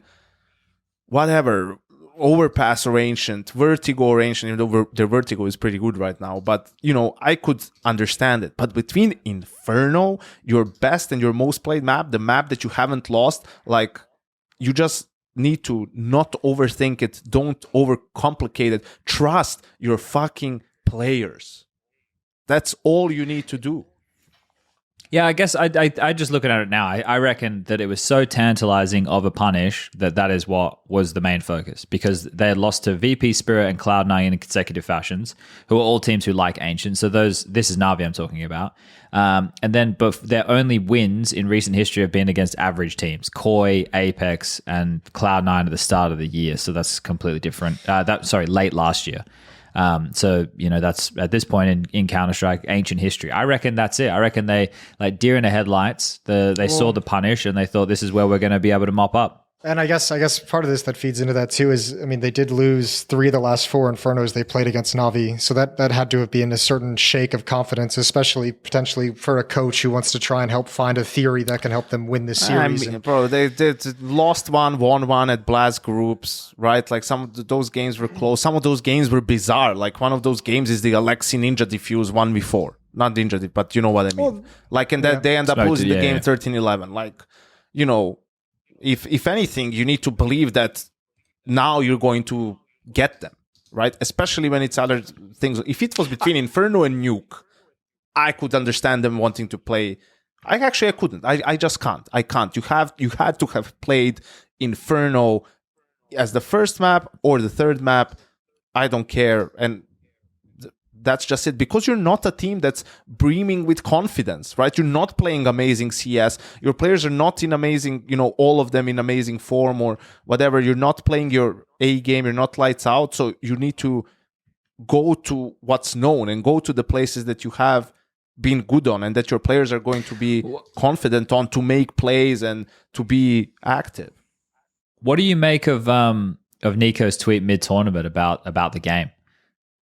Like, what is that? I think it's just him. I think it's just him being aware that he's not on the level he wants to be.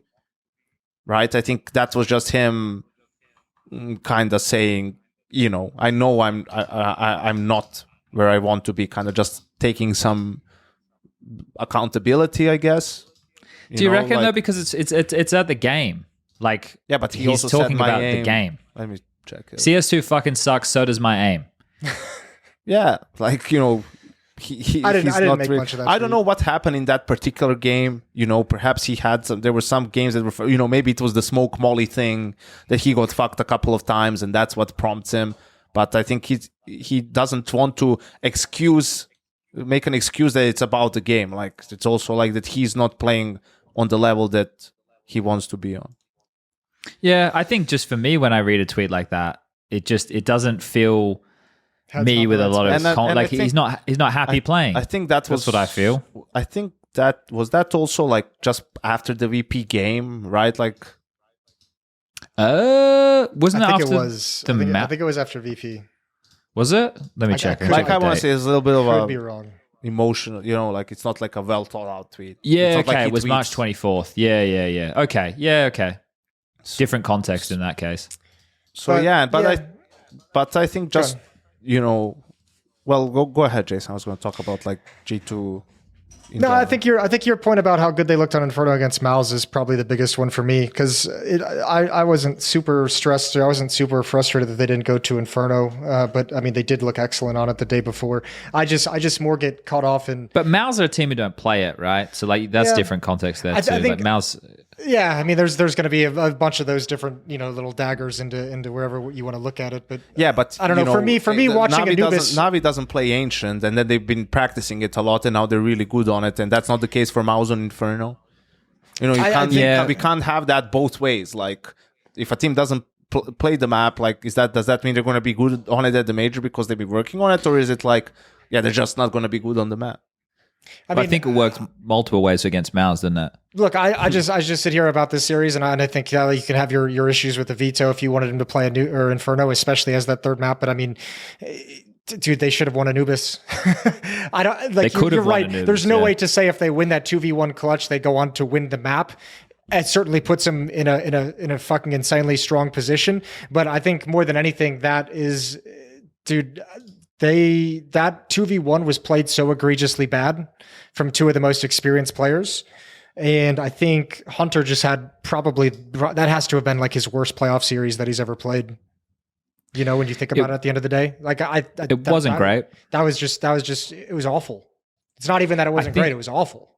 I think the thing is, like, Nexa had a really good Anubis, right? Like, that was a good performance from him on that map, and you'd want to be able to capitalize on that. And their nuke was great. Like, everything worked very well for them. I loved the pressure that they kept on early within that, even though they were down, right? They could have very easily on nuke gone, oh shit, like on their T side. They go, oh, you know, like we can take a save. You know, we're not far off from breaking through. Now they kept buying, and they just broke through. And I like the pressure that they applied. I think Ancient, they just got caught into a trap. I think they felt like that fight against JL was so there that they just couldn't stop going for it. Like they just couldn't stop chasing that kill because they're like, he's fighting us. He's out in the open. He's the only one. We can get him. And I think they just got caught. Like never. But there's no way that was the game plan. Like having Nico push a ramp smoke on his own into the site to try and isolate JL. That can't be the game plan. I spoke with Hooksy later that night when they were doing their depressed beers at the bar, and I just asked him briefly. Like, is that the official terminology? Just what was the game plan? And he wanted to do more cave control and trying to wrap and constrict the bomb site and apply pressure that way. But it makes more sense. You apply pressure on Alexi, who's the cave player. Like that makes sense. And they just got completely caught into this fact that they felt like that fight against JL was there time and time again, and he just had a fucking crazy game. He won every fight sent his way.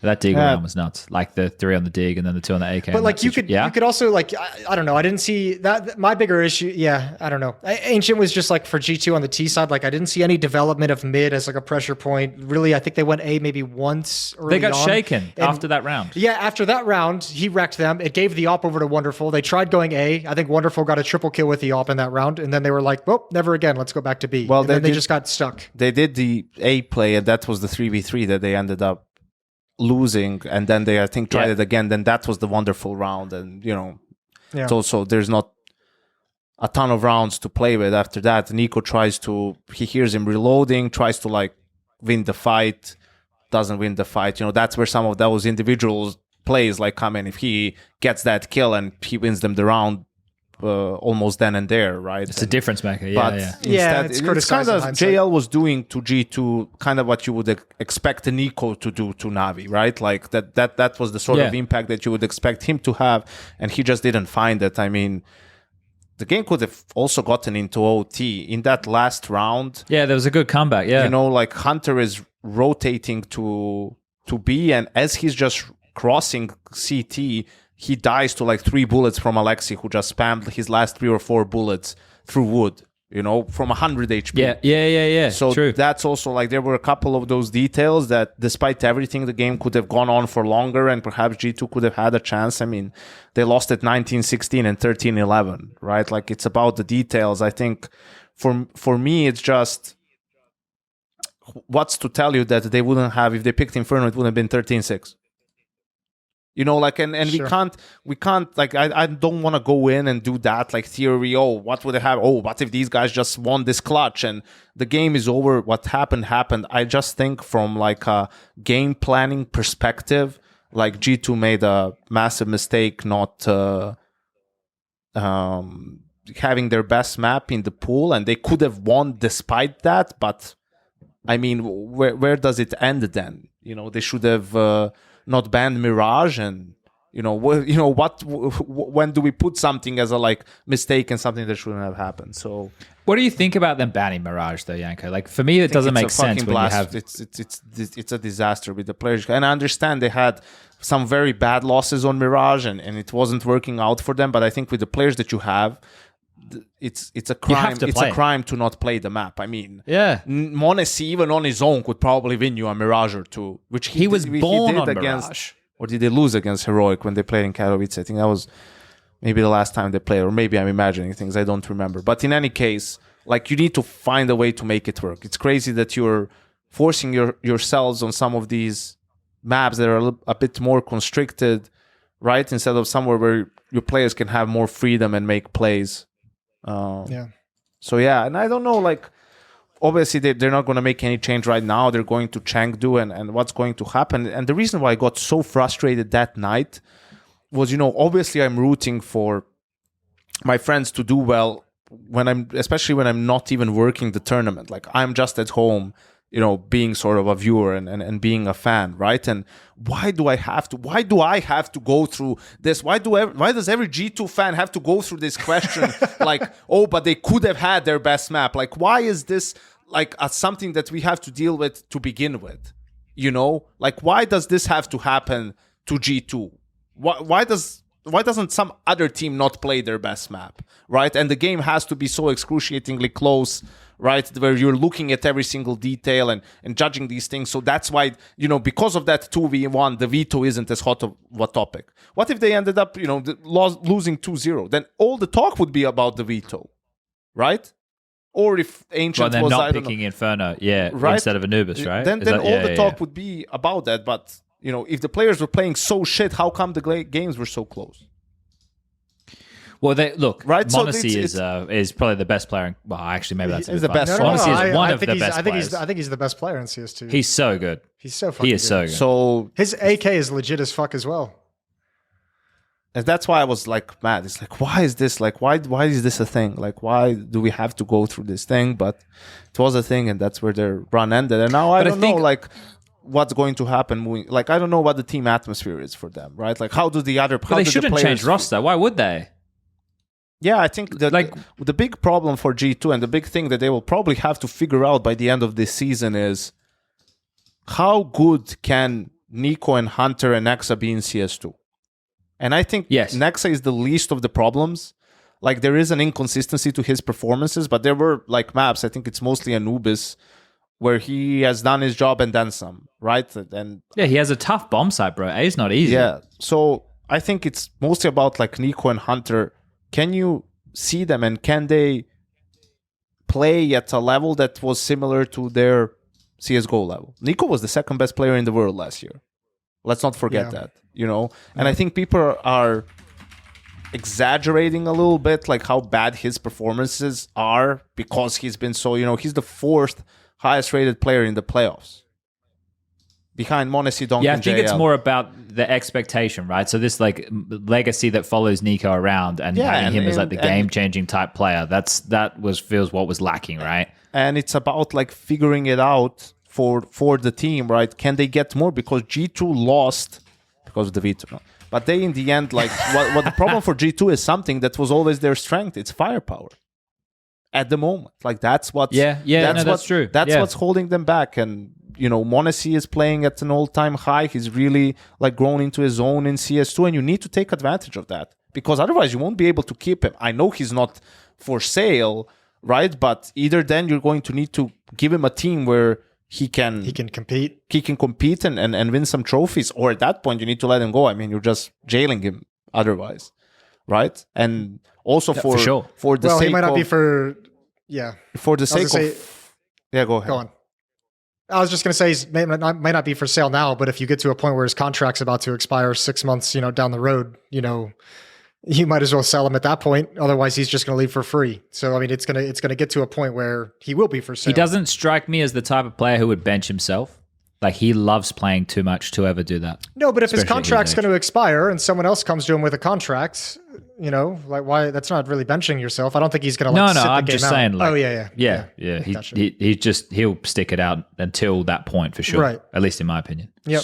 So I think probably if you're G2, like you're obviously thrilled with Monacy. I think you're even happy with Hooksy at this point with how he's playing, and then it's about figuring out with the rest of or how big of a change you want to make. I think we obviously won't see more than 3 players changing because of RMR, so all that stuff like other tournaments. I don't think they'll go for a full overhaul of the roster. They might not even need one, but they're gonna have to figure that out in the next couple of months.